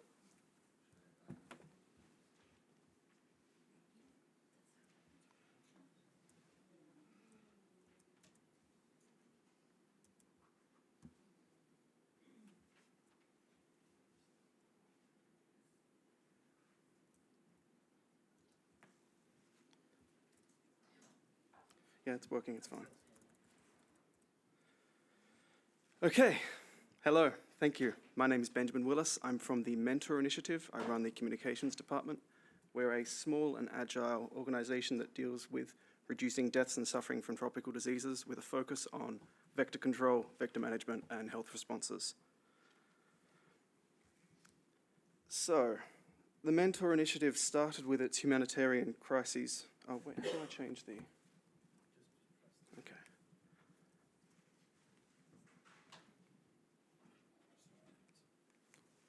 Sorry.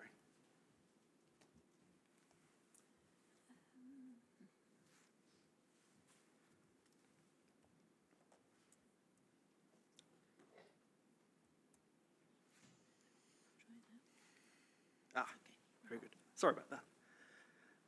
Okay, so the Mentor Initiative first dealt with humanitarian emergencies on a mass scale with the 2004 tsunami on Boxing Day. And in that, we saw the scale of how a humanitarian crisis can affect the problems of vector-borne diseases and how significant that can be. On the board, we see the risk of dengue from 2012 through to 2020 and the global distribution of the problems of the dengue risk.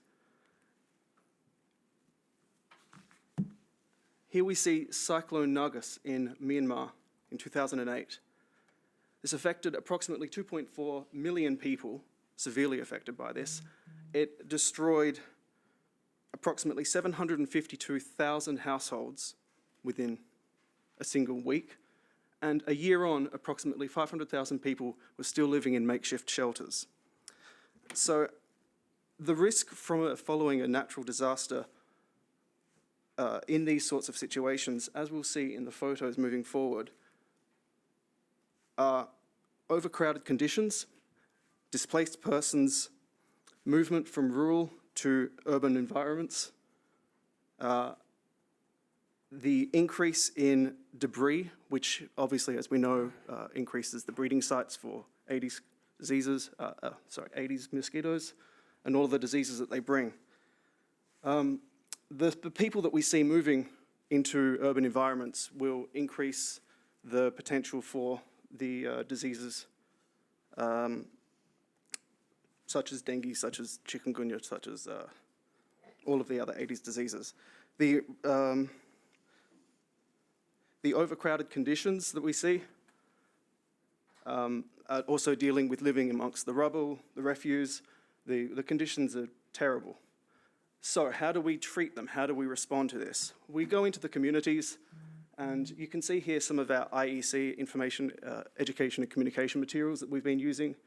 We involve with the community on a deep level to change their behaviour, to educate people, we use the local population for volunteers. So you can see here we're training them in IRS, training them in larviciding, in entomological mapping. They are looking through, as you can see in the bottom, they're looking through the breeding sites and working out which vectors are at risk. Excuse me. One of the major problems that we deal with when we have a humanitarian emergency is that the wash services are disrupted. So water services are obviously a big problem, and people resort to water containers that they're perfect breeding grounds for Aedes, and they don't understand how to manage these processes. So we come in with insecticide.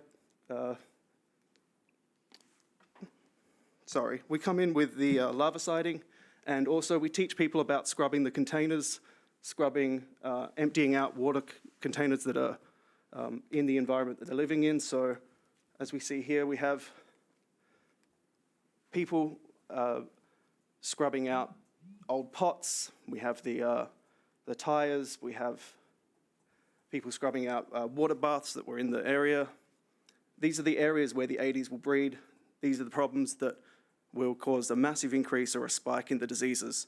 And this community involvement is how we teach not only the response to the immediate threat of the Aedes diseases, but also how we change the behaviours for the ongoing process that we leave behind so that people are educated in how to deal with the problems.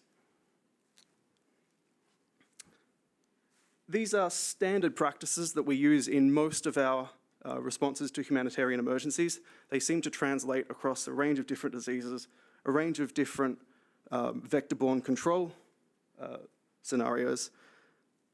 And really the response is translatable to basically any of the humanitarian emergencies wherein we have a massive increase of people in a small location, an increase in breeding sites, an amassing of water, an amassing of rubbish and refuse that collects around the gathering of people in displaced positions and displaced locations. So, the next one we went to, and throughout this we've been doing other operations across Africa in different countries, but these are the major humanitarian emergencies associated. So in 2010 we had the earthquake in Haiti. Approximately 2.5 million people were living in this zone of substantial intensity. Once again, and this is the point that I really want to drive home, we see the same problems. We see overcrowded conditions, displaced persons moving from rural to more urban environments once the emergency happens and people have to deal with all of the problems of food, the problems of medical access, the problems of lacking shelter and so forth. They move into an area where the increased density of people increases the potential for transmission, the potential for different diseases to combine, so the different serotypes of dengue obviously have a higher potential within these increased densities. And as before,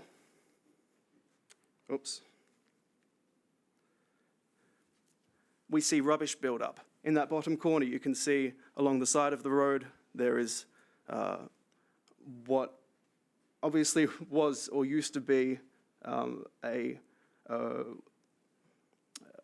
old water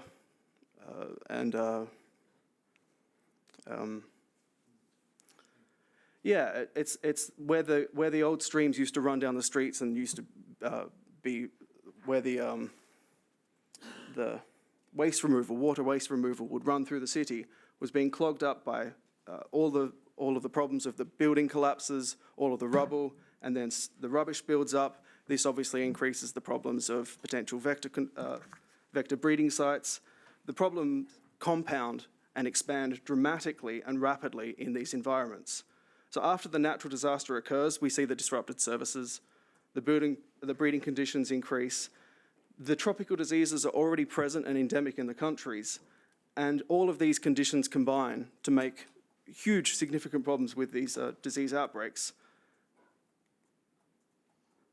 Now, we were in Haiti also dealing with malaria, obviously, so we were also handing out LLINs, long-life insecticide-treated nets.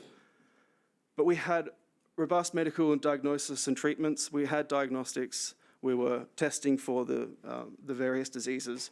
We were teaching people about cleaning refuse, waste, to protect against the breeding sites, teaching people about water storage protection, how to clean the containers that they were using, how to lie aside the large bodies of water beside the road or gathering around, and really engaging with the local community to reinforce these practices and these behaviours such that once we leave, when we're finished with our work, limited by funding as we may be, the behaviours and the practices have entered into the community mindset.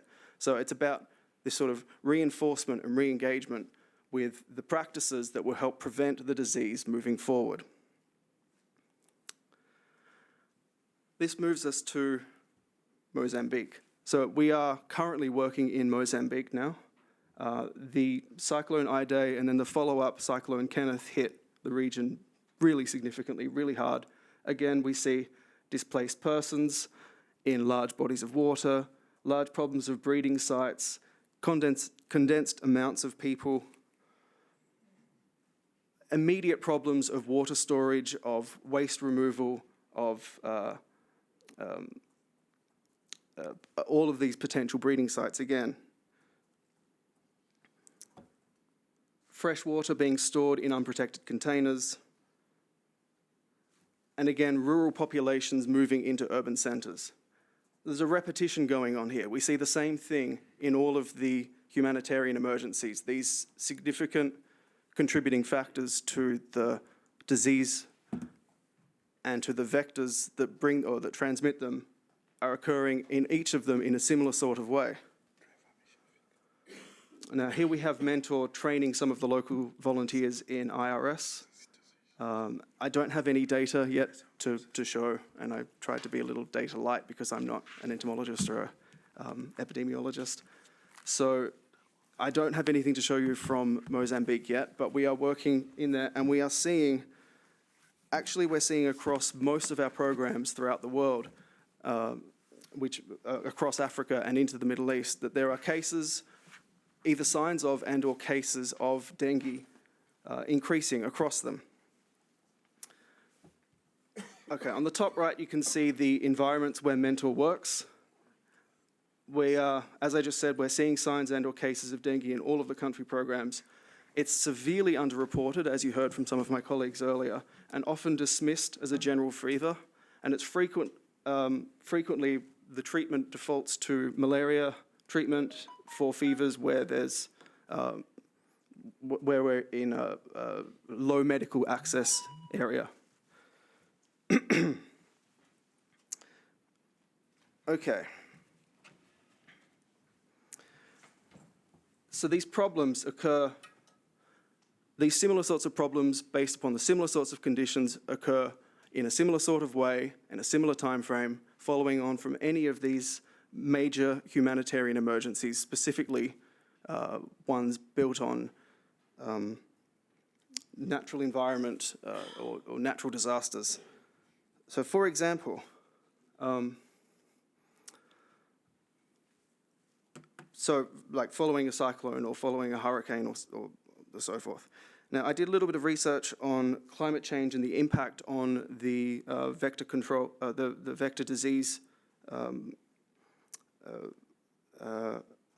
scenarios or things that will increase the vector diseases in these locations. And according to the IPCC, the tropical cyclone rainfall rates have a 66% or greater likelihood to increase by a 10 to 15% average as climate change increases. Tropical cyclone intensity is likely to increase at least 66% by an intensity of up to 10% with these 2-degree changes in climate change. The proportion of tropical cyclones to reach category 4 or 5 will once again increase with, at a similar sort of rate following the impacts of climate change. Where does this leave us as a humanitarian agency dealing with these kinds of crises in vector-borne diseases? Well, one of our biggest concerns and one of the biggest problems that we continue to face is that we don't have, we have difficulties in accessing funding to mobilise as soon as possible after these sorts of massive environmental and health threats. So we face a problem of not being able to respond quick enough, which then embeds the diseases and embeds the problems and obviously causes the outbreaks that we're going to see increasing as climate change continues to expand the potential for these sorts of outbreaks and these sorts of diseases to transmit within the regions. The other one is that, as one of my colleagues earlier was mentioning, there's a siloing between some of the responses and some of the approaches to dealing with humanitarian emergencies. So vector control is often a secondary thought. The first thing we deal with when we're in a humanitarian environment or a humanitarian emergency is, the basics, the water, the shelter, the food. And often the siloing between WASH and vector control misses the fact that everything that is WASH is also vector control. So all of the removal of wastewater, the water storage, these sorts of things are directly impact upon our ability to come in after the fact and deal with the vector control issues that are also, that will be causing all of the diseases and the problems that these communities face. So our focus as we move forward as an organisation responding to these emergencies is to amalgamate and combine with other organisations that are dealing with the WASH side of humanitarian responses and to incorporate the thoughts and ideas and processes behind the vector control that is related to the WASH activities that they're engaged in. It's our primary focus, and it's perhaps one of the biggest areas that can prevent the outbreak of these diseases in these conditions before they get to becoming the kinds of problems that we're seeing. I would just like to leave you quickly with this. On the left, you can see this is the distribution of Aedes aegypti across Europe before 1960. And on the right, this is the current Aedes albopictus distribution across Europe in 2019 today. The overlap is quite significant. We obviously understand that they can transmit the same diseases. They can both transmit dengue, and although albopictus isn't as capable or significant, the reservoir of the disease continues to exist across these regions, and the concern is that potentially Aedes might reintroduce itself as climate shifts and moves the tropical zone northwards. Anyway, thank you for your time. Thank you for listening. Kind regards.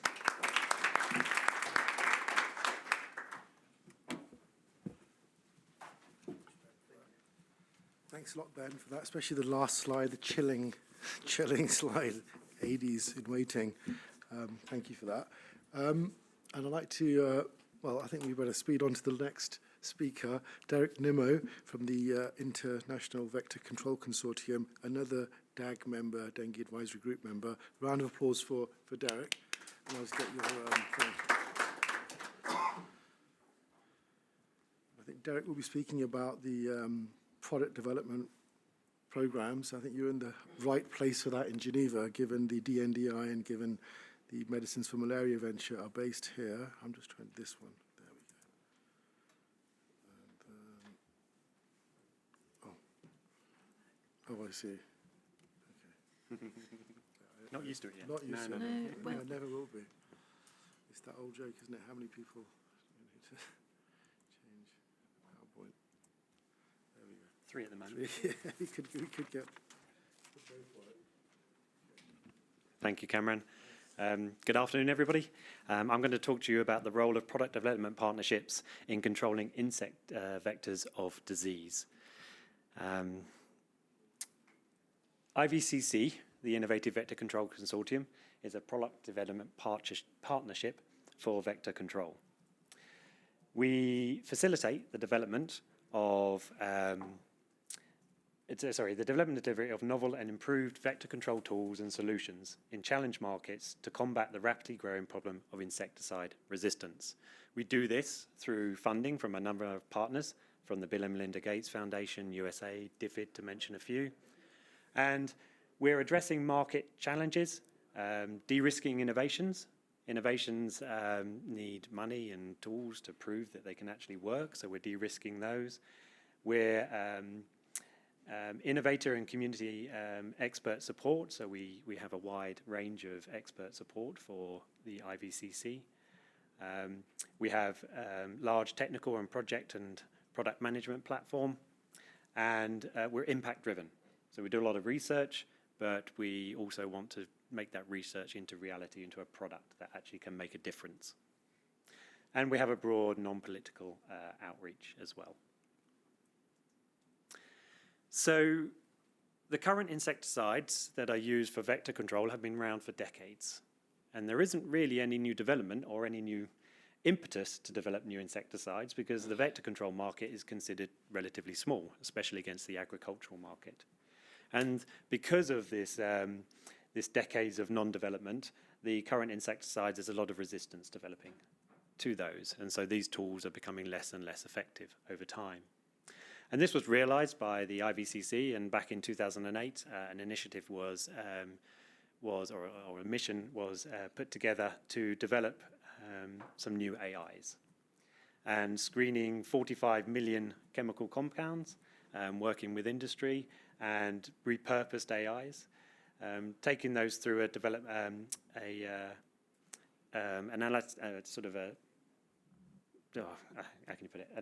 taking them through different tests to eliminate those. And in the end, what we're trying to do is produce new insecticides that are of different insecticide classes, that work in a different way to the current insecticides to combat insecticide resistance. And we're also working to develop as many of those as we can for the future control. The insecticide resistance development at the moment is because we've got a limited number of insecticides and a limited number of classes. If we can improve that, we can use them in rotations, we can use them in methods to be able to combat insecticide resistance development. And so we are increasing the number of insecticides in the toolbox, and through that, we're developing those into products so we can have more vector control products available to control diseases. The IVCC does not work in isolation. We have expert scientific advisory committees that look at what we're doing and give us expert support. We work with, we've got a light facility, Liverpool insecticide testing facility in Liverpool that helps us to test the insecticides, but also we have a network of sites in Africa that we're bringing up to GLP standard so that we can test these new AIs and other products in the field to GLP standards and get them through to products. We have a board of trustees that meets twice a year. We also work with funding partners, academia, innovators, companies, implementation programs, and international organizations. So quite a broad range of people involved in the IVCC or helping the IVCC. So we've made, I'm going to talk about malaria mainly during this talk. I will come back to dengue at the end, but there's a lot of ways we can use what we learn in malaria in dengue. Now, there's been some great successes in the control of malaria over the past few years, but we're at a crossroads now. As I've talked about, we're getting resistance development to most of the new most of the old insecticides, and so from now on, if we regress? So we don't develop new insecticides, we don't develop new tools, malaria is going to come back. Simple as that. If we don't innovate, we don't keep bringing new tools to the market, we're going to fail. Okay, if we do, there's a chance that, okay, we can maintain the gains, just stay level across it. That's not what we want to do. Of course, we want to get towards elimination or even eradication. And to do that, we're going to need a whole suite of tools available in the arsenal to be able to combat malaria. Now, the ultimate goal with malaria is malaria eradication. Bill and Melinda Gates said this back in, I think it was 2008, 2007, 2008. Everybody said, no way. And so, but it was a challenge. It was a challenge that was put out there, and it was a challenge that we're trying to meet.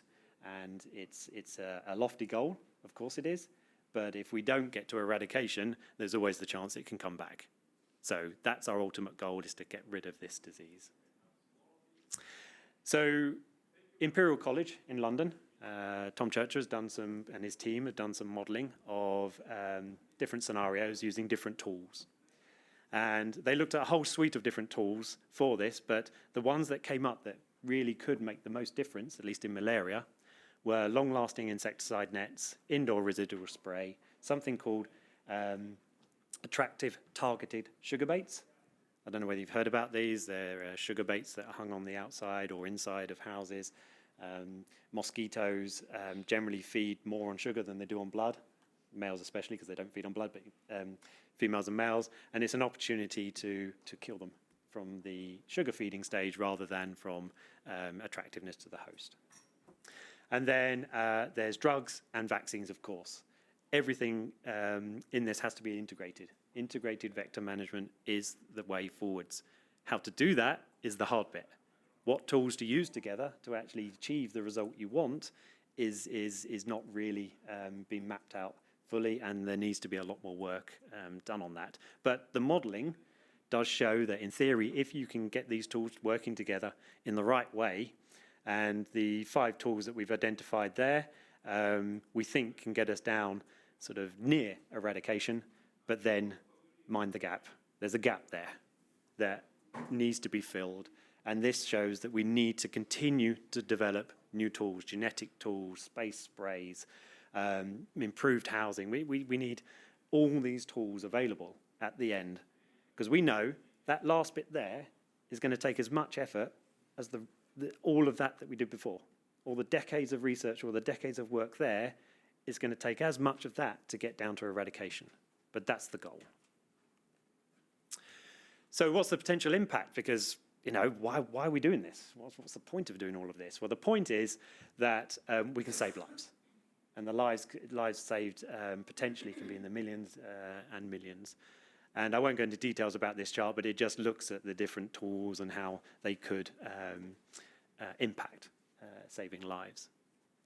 And then it's not just about saving lives. If you save lives through malaria, which is a huge disease burden and also morbidity burden, you can reduce the number of cases. That reduces or eliminates the number of ill people. You get additional work days, school days, less health care needed, etc. And that all boosts the economy, boosts the health of the population. And that has a monetary value as well. So one of the main functions of the IVCC is to work with industry. And we work with several different industry partners. And industry has bought into this. They realize that to get to this goal, we're going to have to work in different ways. And so industry has signed these 11 commitments. And I'm not going to go into the details of the commitments, but the primary goal of these commitments is to stay the course on new product development in vector control. They know this might not be profitable for them. They know that. But if they can share know-how, and if they can demonstrate doing so would help save additional lives, just a single life they have agreed that they would share that know-how between them and make that available to help develop these tools faster, quicker, and more efficiently. And to work collaboratively on selected potential game-changing intervention classes, the ones I've talked about, LLINs, what we call extra long-lasting IRS, and the ATSBs. So coming back a bit to dengue now. So we've got these models. We're developing new AIs, which not just for malaria, they can be used for other mosquitoes as well. Improved data quality we're working on, the scientific advisory committees, application technology, the GLP facilities. They're all ways that you can develop tools faster, quicker, and bring them to market. And it's for the creation of a toolbox. So we all know that certain tools work in certain areas very well, but they don't work in others. And you're going to need this large selection of toolboxes available to you so that you can control diseases. And we're working with the Australian government at the moment to do a landscaping exercise around the Asia-Pacific region, not just to treat malaria, but also to look at dengue and what tools are really going to make a difference. So sort of looking at the modelling, looking at what tools are available, what innovative tools could be developed that could really make a difference, not just to malaria, but also to dengue. And, you know, obviously looking for those quick, impactful wins with the learnings we've made from malaria in Africa. I'm going to finish there, and thank you very much for your time and attention. Thank you very much, Jarek, for that. We are, it's 12:22, just bear with me 1 second.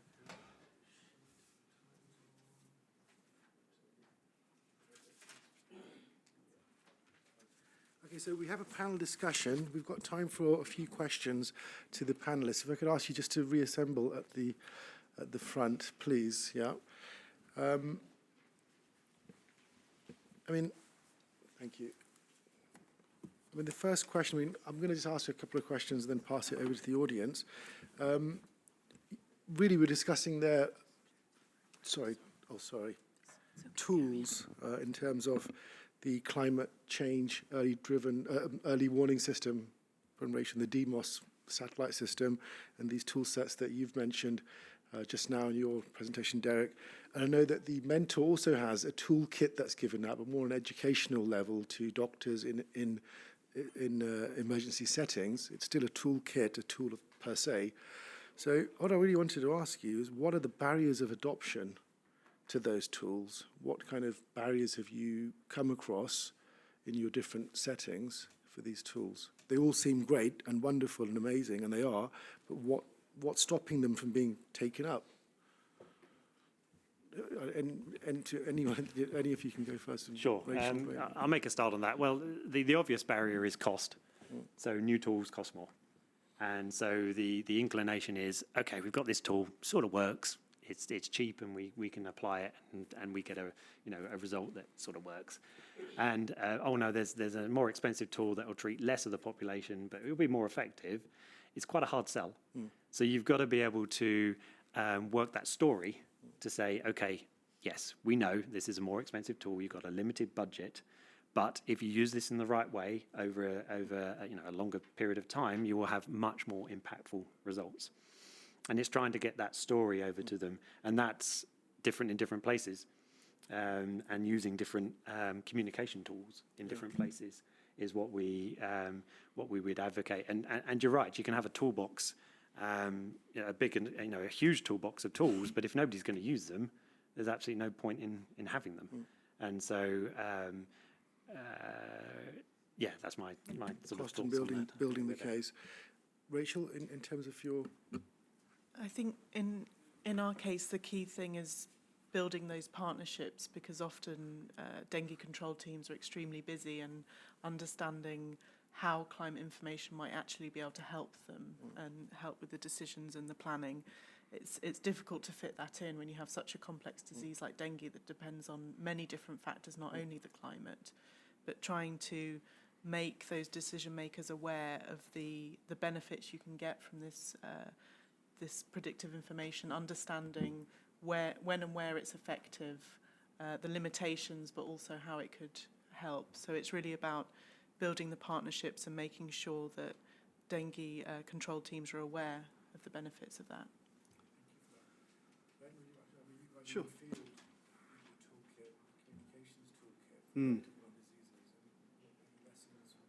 Sure. I mean, so we work in so many different environments and with different populations, with different cultural backgrounds. And because we infuse with the local communities in the environments and we use their knowledge of their community and how to disseminate the information correctly, our biggest sort of advantage is those people and their knowledge and their awareness. The toolkit that we have and use for integrated vector management is quite high level in terms of the content. And so translating that into the accessible kinds of information for the local people who really need to change their behaviours to be preventative for dengue control, for example, for Aedes control, for example, is just building on that, the knowledge of the local volunteers that we use. That's sort of our key thing. We disseminate through local churches or local mosques in given communities because they're usually the cultural hub. We will work with the local governments where they're available, but it's however we can sort of en masse spread this messaging. So we also use the local radio in certain places. You know, obviously handout materials and printouts in schools are quite effective. There's a range of very sort of bespoke ways of getting this information out there. Always with the local communities specifically. Annalise Wilder-Smith. All these measures and interventions are costly, so you really need to provide evidence that they have impact. And may I encourage you, or again, strongly emphasize, it's not only the impact on reduction of vector populations, because we know that just reduced vector populations does not directly correlate with a reduction in dengue cases. So you really have to show also impact on dengue incidence in humans, not only just a reduction in vector populations. Thank you. Yeah, that's a good point. And you know, the classic in malaria is the phase 3 epidemiological type studies that are done. And if you then try to apply those to dengue, it's extremely hard. You have to do an extremely large study to prove epidemiological type outcomes because of the nature of dengue. It occurs in 1 year and then won't occur for 5 years and it will occur again. So I understand what you're saying. There is a need to prove it, but it's the level of proof as well that we need to work on to see, because each individual product would need to go through that testing in theory to prove that it works against dengue, and that's expensive and tough to do. Richard. Thanks. Yeah, Richard Adey from IVCC. Derek just mentioned about new tools and the cost associated with them, and of course the huge strides that have been made with malaria control is because it's been well funded. And there is some funding being diverted towards arboviral disease control, vector control for arboviral disease control. USAID, for example, is funding a series of 9 projects looking at new tools against Aedes aegypti for monitoring and control, and IVCC is program managing that. And the Australian government is also making some funding available that will go towards not only malaria in Asia Pacific, but also we think dengue. But my point was just very briefly, you know, how to improve the availability of funding, and I think that dengue gets a lower priority because there's a lower mortality compared to malaria, and maybe Aedes aegypti should really be the focus because there's there is more than one disease. There's been 2 wake-up calls, chikungunya and Zika, of course. But the risk, and there's others, of course, yellow fever.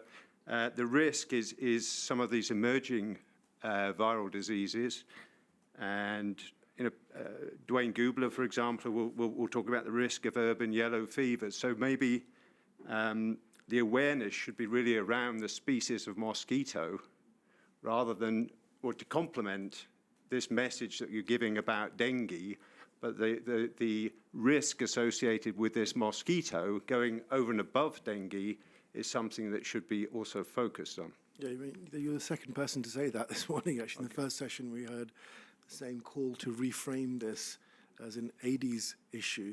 So obviously there's probably mileage in that, and maybe this is the start of that type of discussion that needs to happen. Just building on your funding issue, if you want to call it that, I remember interviewing Nick Hammond, your CEO, about 3 years ago here in Geneva for an article. And at that point, in product development programs for medicines, you had the priority review voucher. That's the principal funding mechanism that the FDA give money out on for NTDs, as an example. But at that time, Jeffrey Moe, who I was writing an article with Jeffrey Moe, he was one of the professors behind the PRV with Ridley.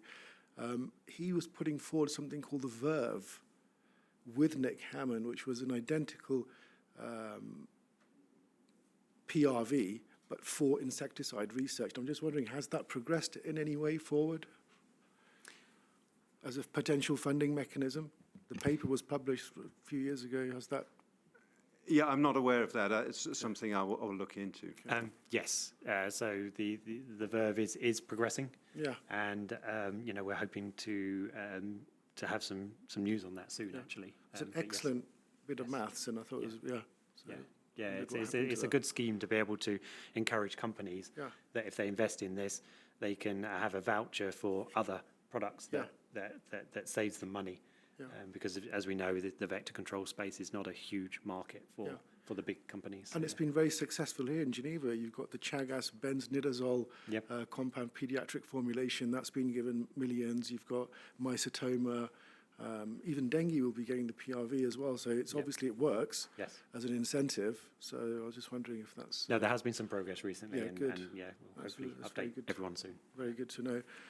Are there other questions in the audience?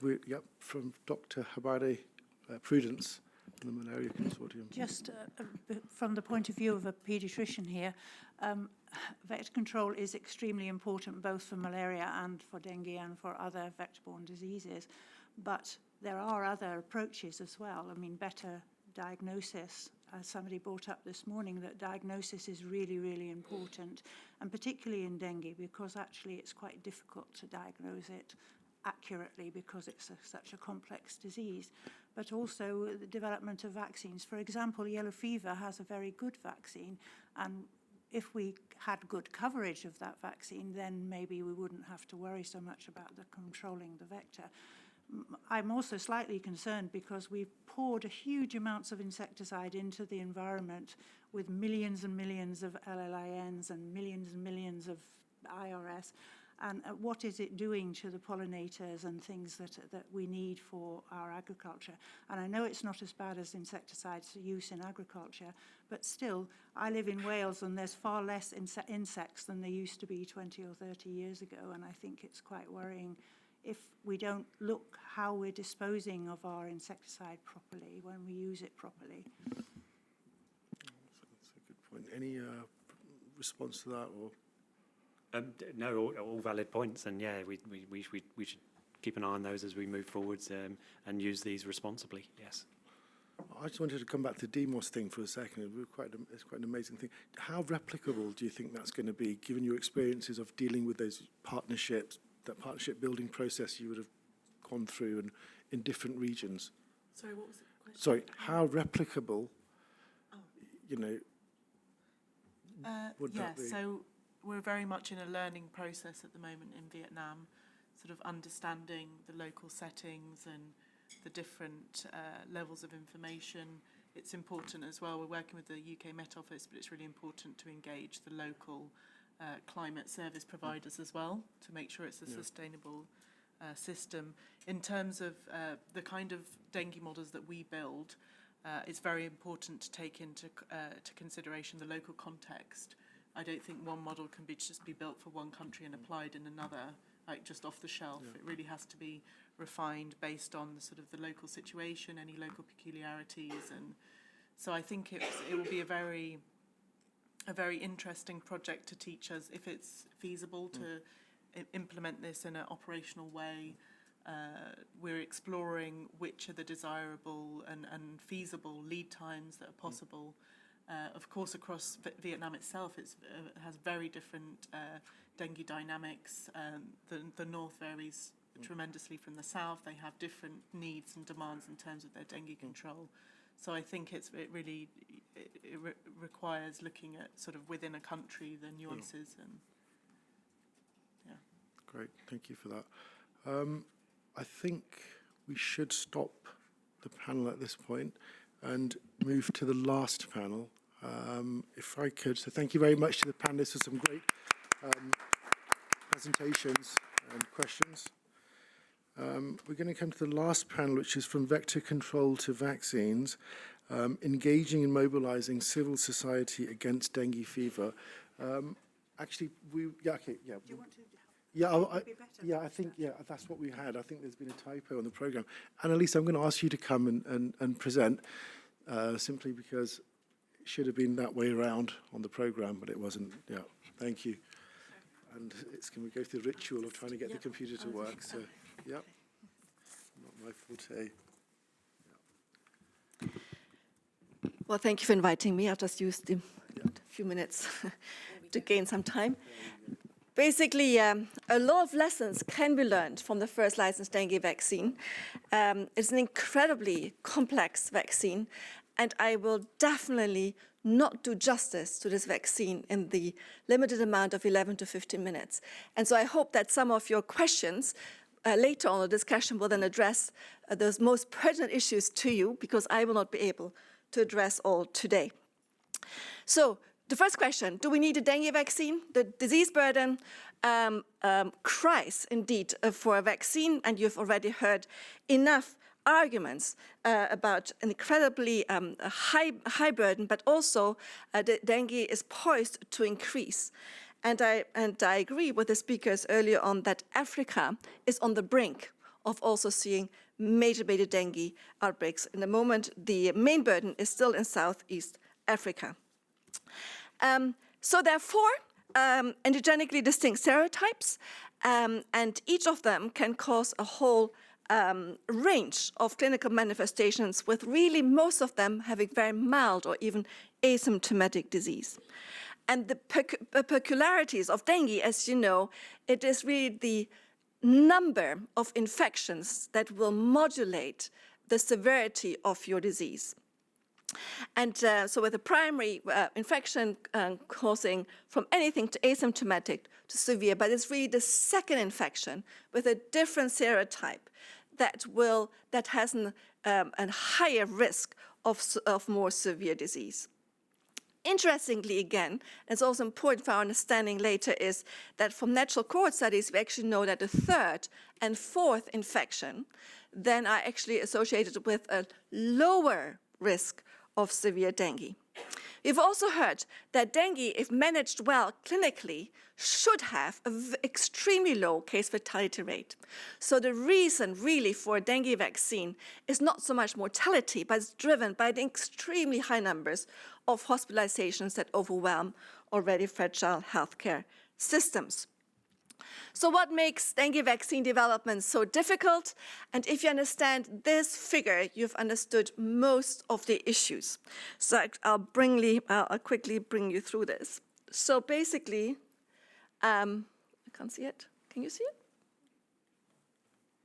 Not there. I cannot see it. So basically, the first dengue infection with any of the serotypes will cause homotypic, lifelong, solid immunity against that serotype. But interesting, at the same time, when you have that infection, you also trigger cross-reactive heterotypic antibodies to the other serotypes.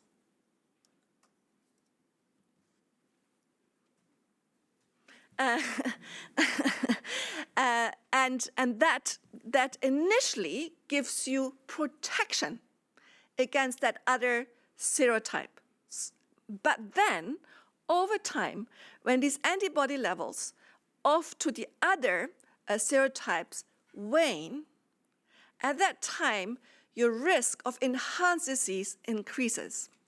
So it's really a matter of time, and the title here, shorter time interval between the first and second infection is associated with protection. But from year 3 onward, or even the second year onward, when these antibody titers wane, you will have a higher risk. So these heterotypic antibodies can both be protective as well as enhancing, depending on the timing between these infections, but also depending on the antibody titers. If you understand this, you understand the complexities later of what we see with the first dengue vaccine. But what I also want to show here, if you do measure then the antibodies in the standard method, which is called plaque reduction neutralization assay, you will see, even after infection with one, for at least a certain time, you will have a positive PRNT to at least 2 or 3 or 4 other serotypes that may that then may lead to false misinterpretations. So really, it's the immunological interaction between the 4 serotypes that make dengue vaccine development so difficult. So now finally, after 50 years of development, we finally do have 3 leading dengue vaccine candidates. And they are pretty similar. They're all live attenuated vaccines, and all 3 of them use some kind of chimerization. And chimerization is, I can't see it. Here. Chimerization is when you take the structural proteins into another background of the non-structural proteins. And for the first licensed vaccine, Sanofi Pasteur's vaccine, it is a yellow fever backbone. For the Takeda vaccine, they're using a dengue serotype 2 backbone. And for the Butantan, or the NIH-developed vaccine, they actually have 3 full genomic viruses, but for serotype 2, they use the dengue serotype 4 backbone. So of these 3 leading candidates, as we said, the first vaccine, Dengvaxia, was first licensed in 2015. Takeda will soon release their phase 3 trial results from the first 12 months. And Butantan is still in the process of doing their phase 3 trials and will probably release their results only in 2020. So let's now focus on the results of Dengvaxia. So in the initial phase 2 trials, the immunogenicity looked very promising. If you really look at this, it looks quite tetravalent and a very good response. And these promising results were convinced or led the company at the time to not only go into their phase 3 trials, but also in parallel already develop the manufacturing capabilities. Unfortunately, this relatively tetravalent homogeneous response seen in the PRNT did not translate into a homogeneous vaccine efficacy against all 4 serotypes. And again, now in hindsight, it's also because the PRNT, the results are misleading, because in a PRNT you will have homotypic as well as heterotypic antibodies. Anyway, so the vaccine efficacy varied depending on serotype, severity, disease, and age. There were also some initial hints that it may vary with serostatus, but because the numbers, because not blood samples were not taken from all trial participants, one could not conclusively answer that question. So meanwhile, Sanofi Pasteur has come out with additional retrospective analyses to stratify the vaccine performance by serostatus. And so this is very important to let you know, because it's not the Philippines that came out with these additional adverse events. It was really based on Sanofi Pasteur's retrospective analyses. So because they did not have blood samples at baseline, they then took blood samples done on month 13 to retrospectively determine the vaccine performance based on whether an individual is seronegative or seropositive. I do not have the time to show the data, but I think this figure really shows its best. But unfortunately, I really have to walk here because I can't see the red dot. Can you see it? Use my finger. All right. So 3 lessons can be learned, and I think that's important to realize that because this shows it all. First of all, if you look at the placebo, so unvaccinated people, you see the cumulative incidence of dengue. And clearly, if you have had a primary infection before, you're at a higher risk compared to seronegative. Seronegative is someone who's never had dengue before. So clearly, this study also underpins that seropositives have a higher risk. Second lesson here is, if you are a seropositive and you're vaccinated, you have protection inferred by the vaccine. So this is the seropositive vaccinated who now has reduced cumulative incidence versus the seropositive unvaccinated. So clearly the vaccine works. But a seronegative unvaccinated person who is now here, is the blue continuous line, you can see that the seronegative vaccinated person now has an excess risk of severe dengue or hospitalized dengue. So in other words, this vaccine performs differently in seronegatives versus seropositives.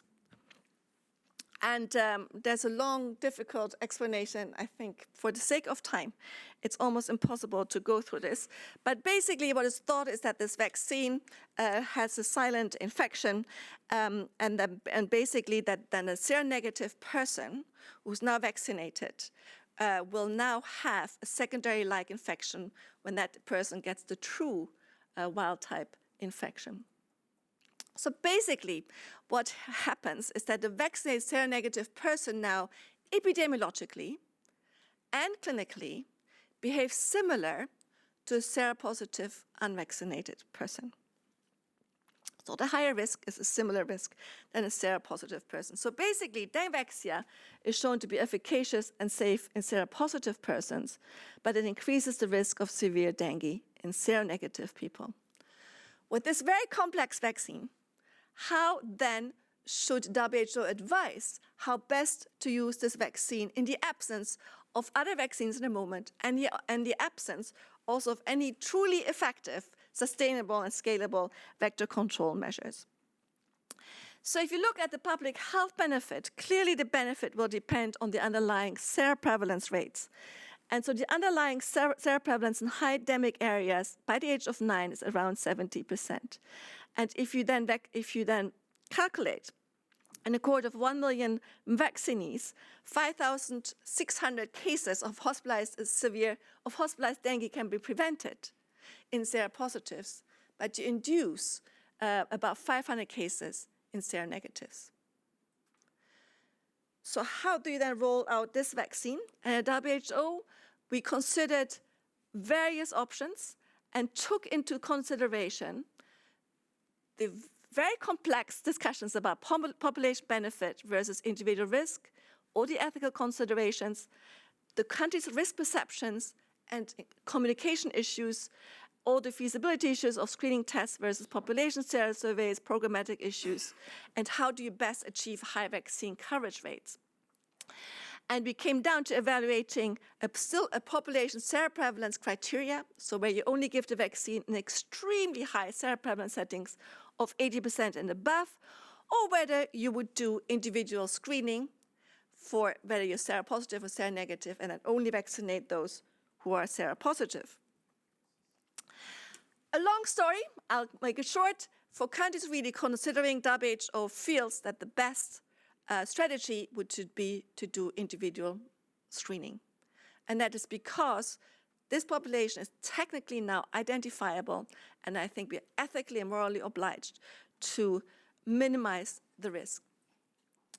So this vaccination strategy is now the recommended strategy, but as you can imagine, this pre-vaccination screening strategy has a lot of programmatic challenges, also communication challenges, challenges with identifying the best screening test that has a good profile between sensitivity and specificity.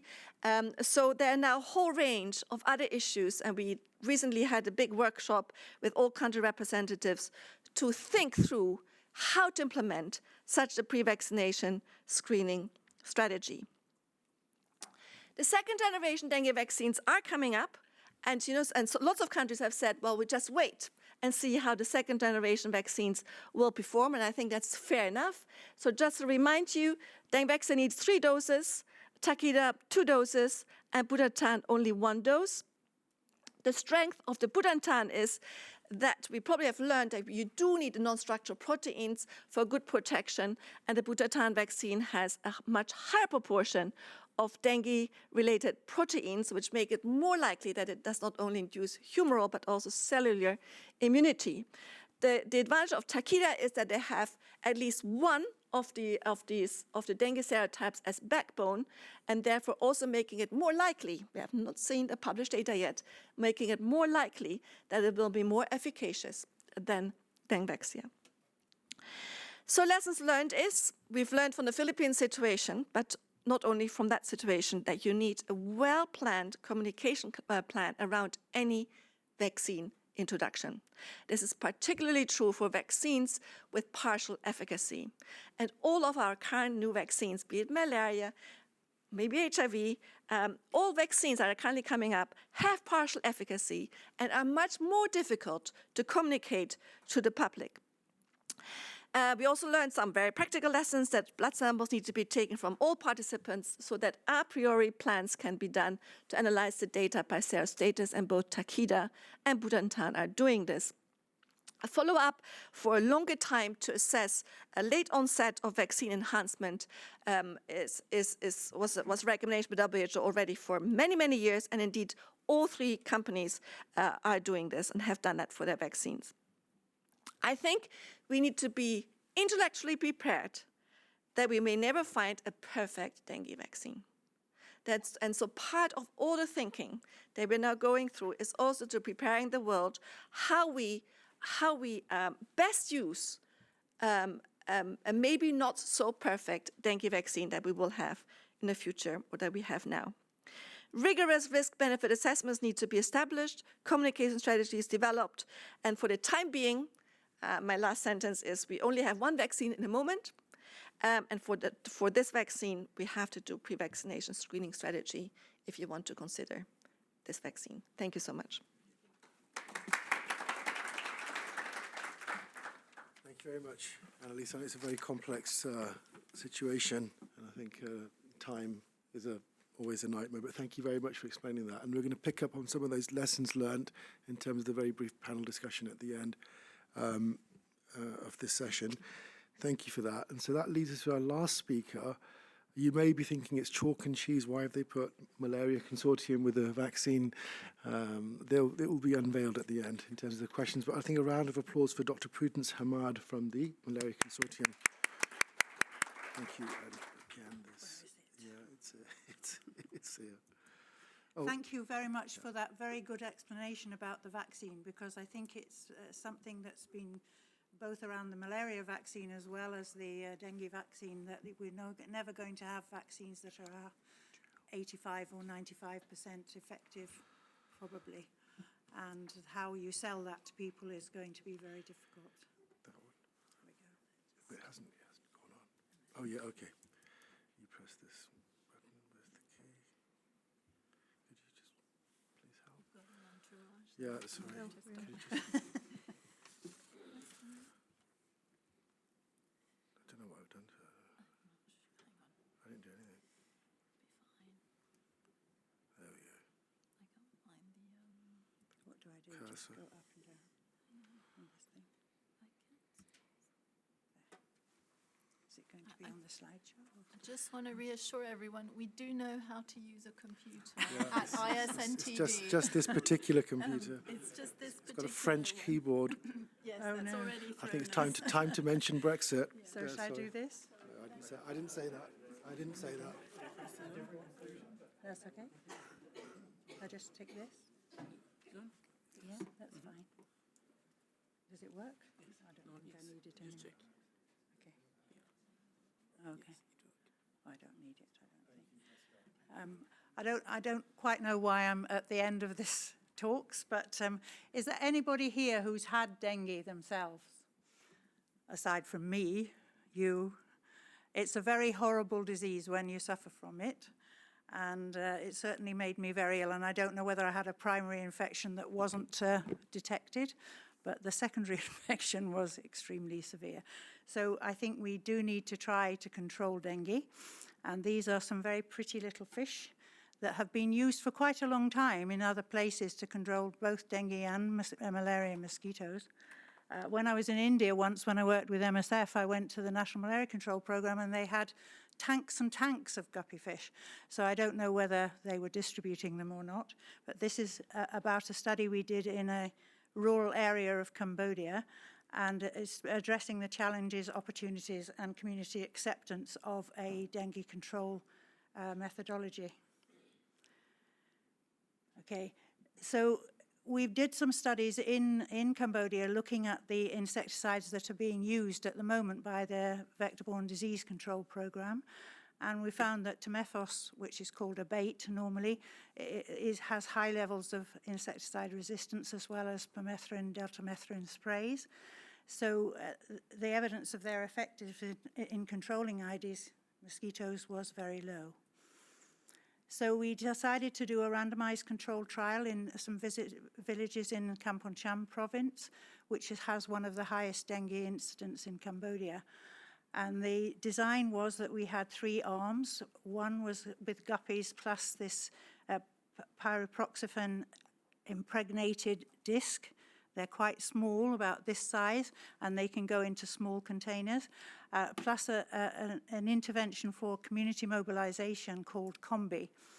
So the second arm had the guppies plus Combi, and then the third arm had a control.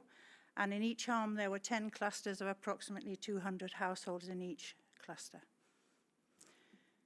So we targeted the big water jars where people store water. And as somebody mentioned earlier on, water is very precious, so you can't keep emptying the water jars and cleaning them out because people need to keep the water stored. So we had put the larvivorous fish into the biggest water jars, which held more than 50 litres, but there were lots of small water jars and containers with plant pots, etc. And into those we put the pyriproxyfen.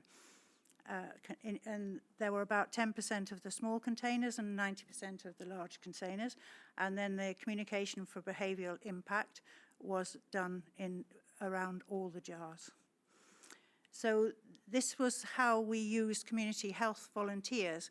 And in Cambodia, all villages have community health volunteers, as they do in Thailand.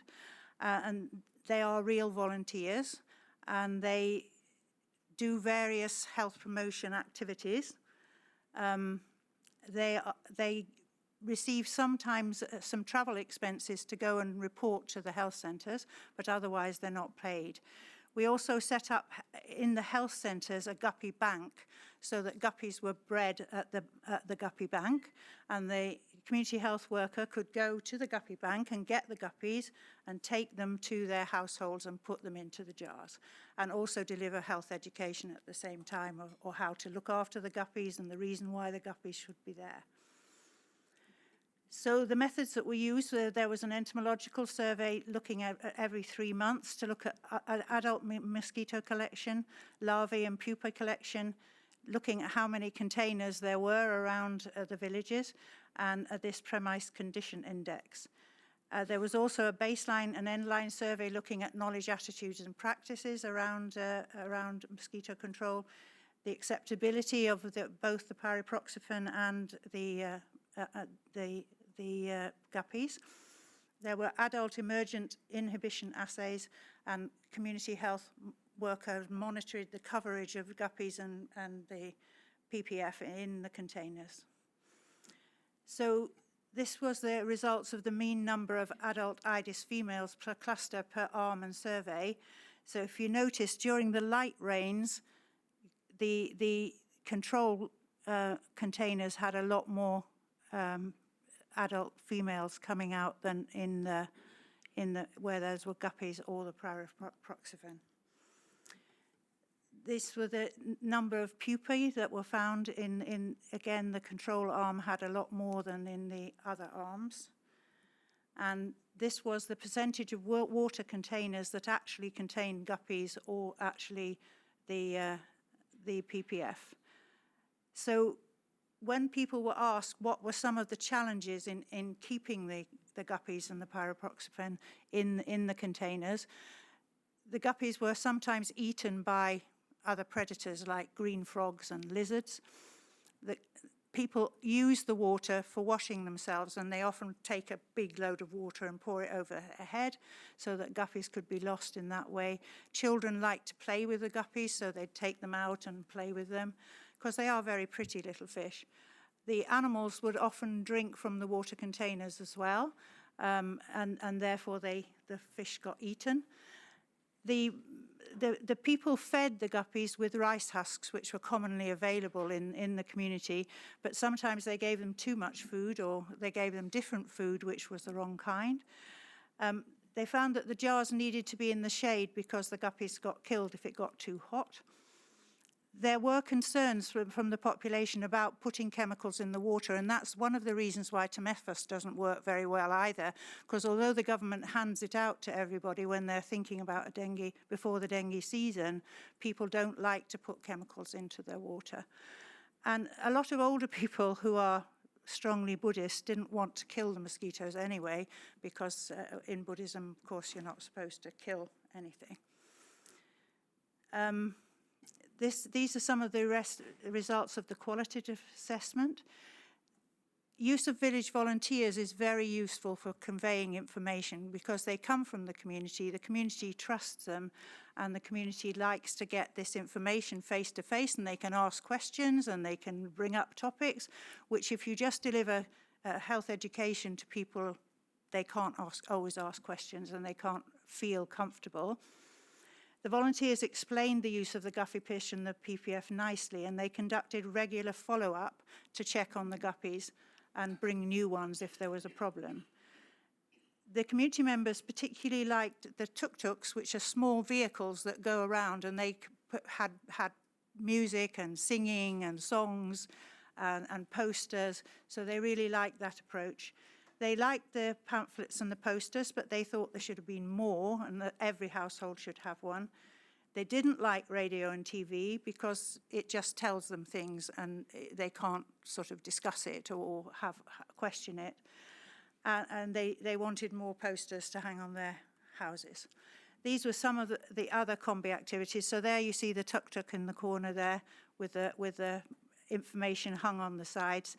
They also had community discussion meetings where people could sit down and discuss what are the problems around dengue and health seeking and all the others, and there were leaflets. And then in the schools, they drew pictures of their village and where the larval breeding sites were and what the reason for the guppies were. So the conclusion of this study was that guppies can be effective for Aedes control in Cambodia. And they've also used different type of mosquito-eating creature in Vietnam. And somebody brought up with, does this have an effect on dengue incidence? And in fact, in some of the areas of Vietnam where they used the cyclops creatures, they found that there were no dengue cases being reported from those villages. So it does appear that it can be effective. There are low cost. This is a low cost intervention, and when there are challenges, they can be overcome by engaging the community to find their own solutions to those things. And these combi activities need to be carried out. You can't just do vector control. We know that we've handed out loads of nets and people don't sleep under them, for example. So that actually having community-based interventions to help people control their behavior and find out why people don't do the things that we want them to do and try to let communities come up with their solutions is very important. So at the moment in Cambodia, already in January, 1,000 cases of dengue fever had been found. And that is even before the dengue season had started. So actually, dengue in Cambodia is becoming a more and more serious problem, whereas malaria is now quite a rare problem, confined really to mobile and migrant populations who go into the forest. And the dengue control program is really trying to raise public awareness about dengue as a problem. So in the future, the Malaria Consortium, we are getting a grant now to try to scale up the guppy program across the whole of the country, and hopefully that grant will come through. We're also doing some socio-ecological studies with school children, which is trying to get school children to be able to identify the Aedes mosquitoes, to how to breed guppy fish in the school, make homemade mosquito traps and bring home information to their families. And somebody was talking about contact tracing and going back to households and tracing contacts. I think that's really important. So we'll see what the results of those studies are. One is funded by TDR and the other by a Norwegian university in Myanmar.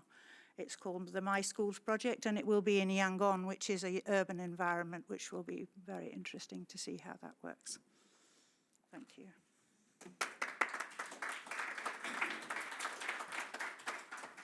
Thank you very much, Prudence. I love guppies after that. A wonderful presentation there. So for all of you thinking, why did they have these two presentations? Is it a clash of, is it Godzilla versus Tetsuko? Why are they there? The reason they were there is really because of one of your slides, Annalisa, you had SAGE working group recommendations. And I don't know if you'd ranked those or not, but the first one you'd written was well-planned communication strategies required as lessons learned. So moving forward from that, I wanted to kind of build on that and use this as an example and kind of look at kind of lessons that could be shared or learnt in terms of, I mean, what an amazing, way of showing that behavioural insight or behavioural kind of considerations and put those together with the intervention can have such results that you're going to be scaling out to a national level. I was just going to wondering what kind of strategies do you have would you have in mind, or throw that out to the audience? It's the last session. What kind of communication strategies around the vaccine, as an example, or deployment of that would work? Any ideas?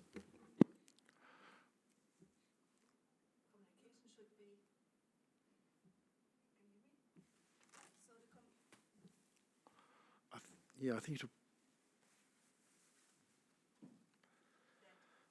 Yeah. All right. Oh, no, it's on. Okay, so communication should be a dengue vaccine is important, but will not give complete protection. You will still see dengue. Hence, you have to continue with your community-based approaches, and governments have to continue with vector control. It's a short, sharp, succinct way of looking at it. Prudence, thank you. The Malaria Consortium works very closely with communities. It's one of our strong focuses. And we've used a lot, and we've published quite a lot on it on a process called Community Dialogues. We've used it with schistosomiasis in Mozambique, and lately with antibiotic resistance in Bangladesh. So it's a process which actually explains difficult topics. Antibiotic resistance is a very difficult topic for people to understand. And what you do, you train community volunteers, people from the community, who get the community together. In Bangladesh, we had separate women and men's groups because that's the way it had to be there. And then you give them a simple explanation of the disease, and then they discuss what they can do as a community to change their behaviour. For example, not going and buying 2 antibiotic tablets from the pharmacy, but going to the hospital, going to the health centre and having a proper diagnosis. So they come up with their own solutions about what they can do to address the problems. And I think this could be particularly important in explaining about the vaccine, is to really get people to try to find out what they would do. For example, if they had a person who was vaccinated and they still got dengue, what approach would they take? So involving them more in the design at the of end. The design of their own solutions. To We've just come back from a research project in Shisto ourselves, outside of dengue, but using developmental theatre in Tanzania, Ethiopia and Uganda with Imperial College, and there's a huge M&E component of that, so we're looking at the impact. We work on a paper with that.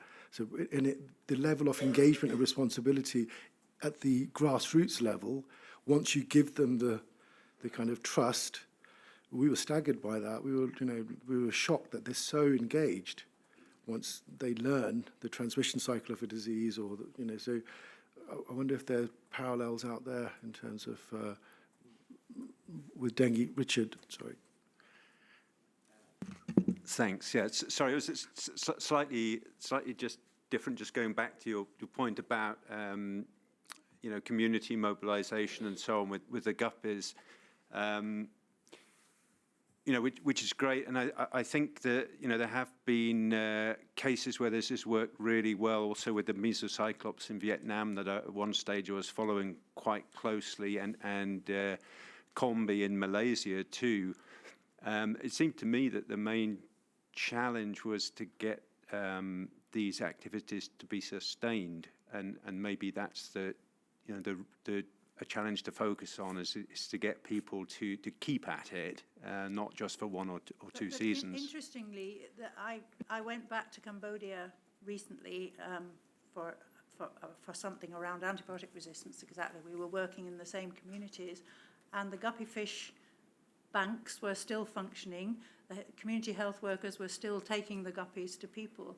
So interesting, after 2 years, it was sustainable. And I think that that's one of the reasons why the government is quite interested in scaling it up across the country. But then they said they didn't have funds. But it is actually quite cheap to do it. It's not really a hugely expensive intervention.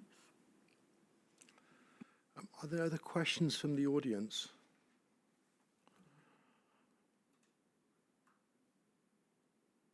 Okay, because we have a light lunch prepared there, and we were running late because we were waiting for the first speaker to come. We were a little bit over by 15, 20 minutes. So I think it would be a good idea. Do we have consensus that we should stop here and go for some light lunch? Is that okay with everybody? Brilliant. Thank you very, very much. I'd just like to sign off by saying that we do have a live petition. I'm not even going to attempt to get my slides out of this thing. There are slides with it on, and we've developed a media pack that's downloadable on our website with facts and figures, tweets, all sorts of things on there, which is, I hope all of you will have a chance to download. A lot of the issues covered today are in that media pack as well, and we really want to kind of push for a World Dengue Day, at least try and push for a World Dengue Day. We totally believe that it will help the varied research projects that are out there in terms of providing an event horizon, and we could really do with your support on that. So thank you very much for participating, and a round of applause for everybody, all the speakers, everybody here. Thank you very much.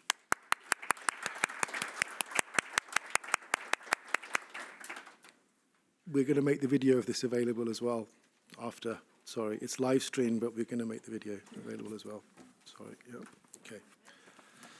Brilliant. Thank you.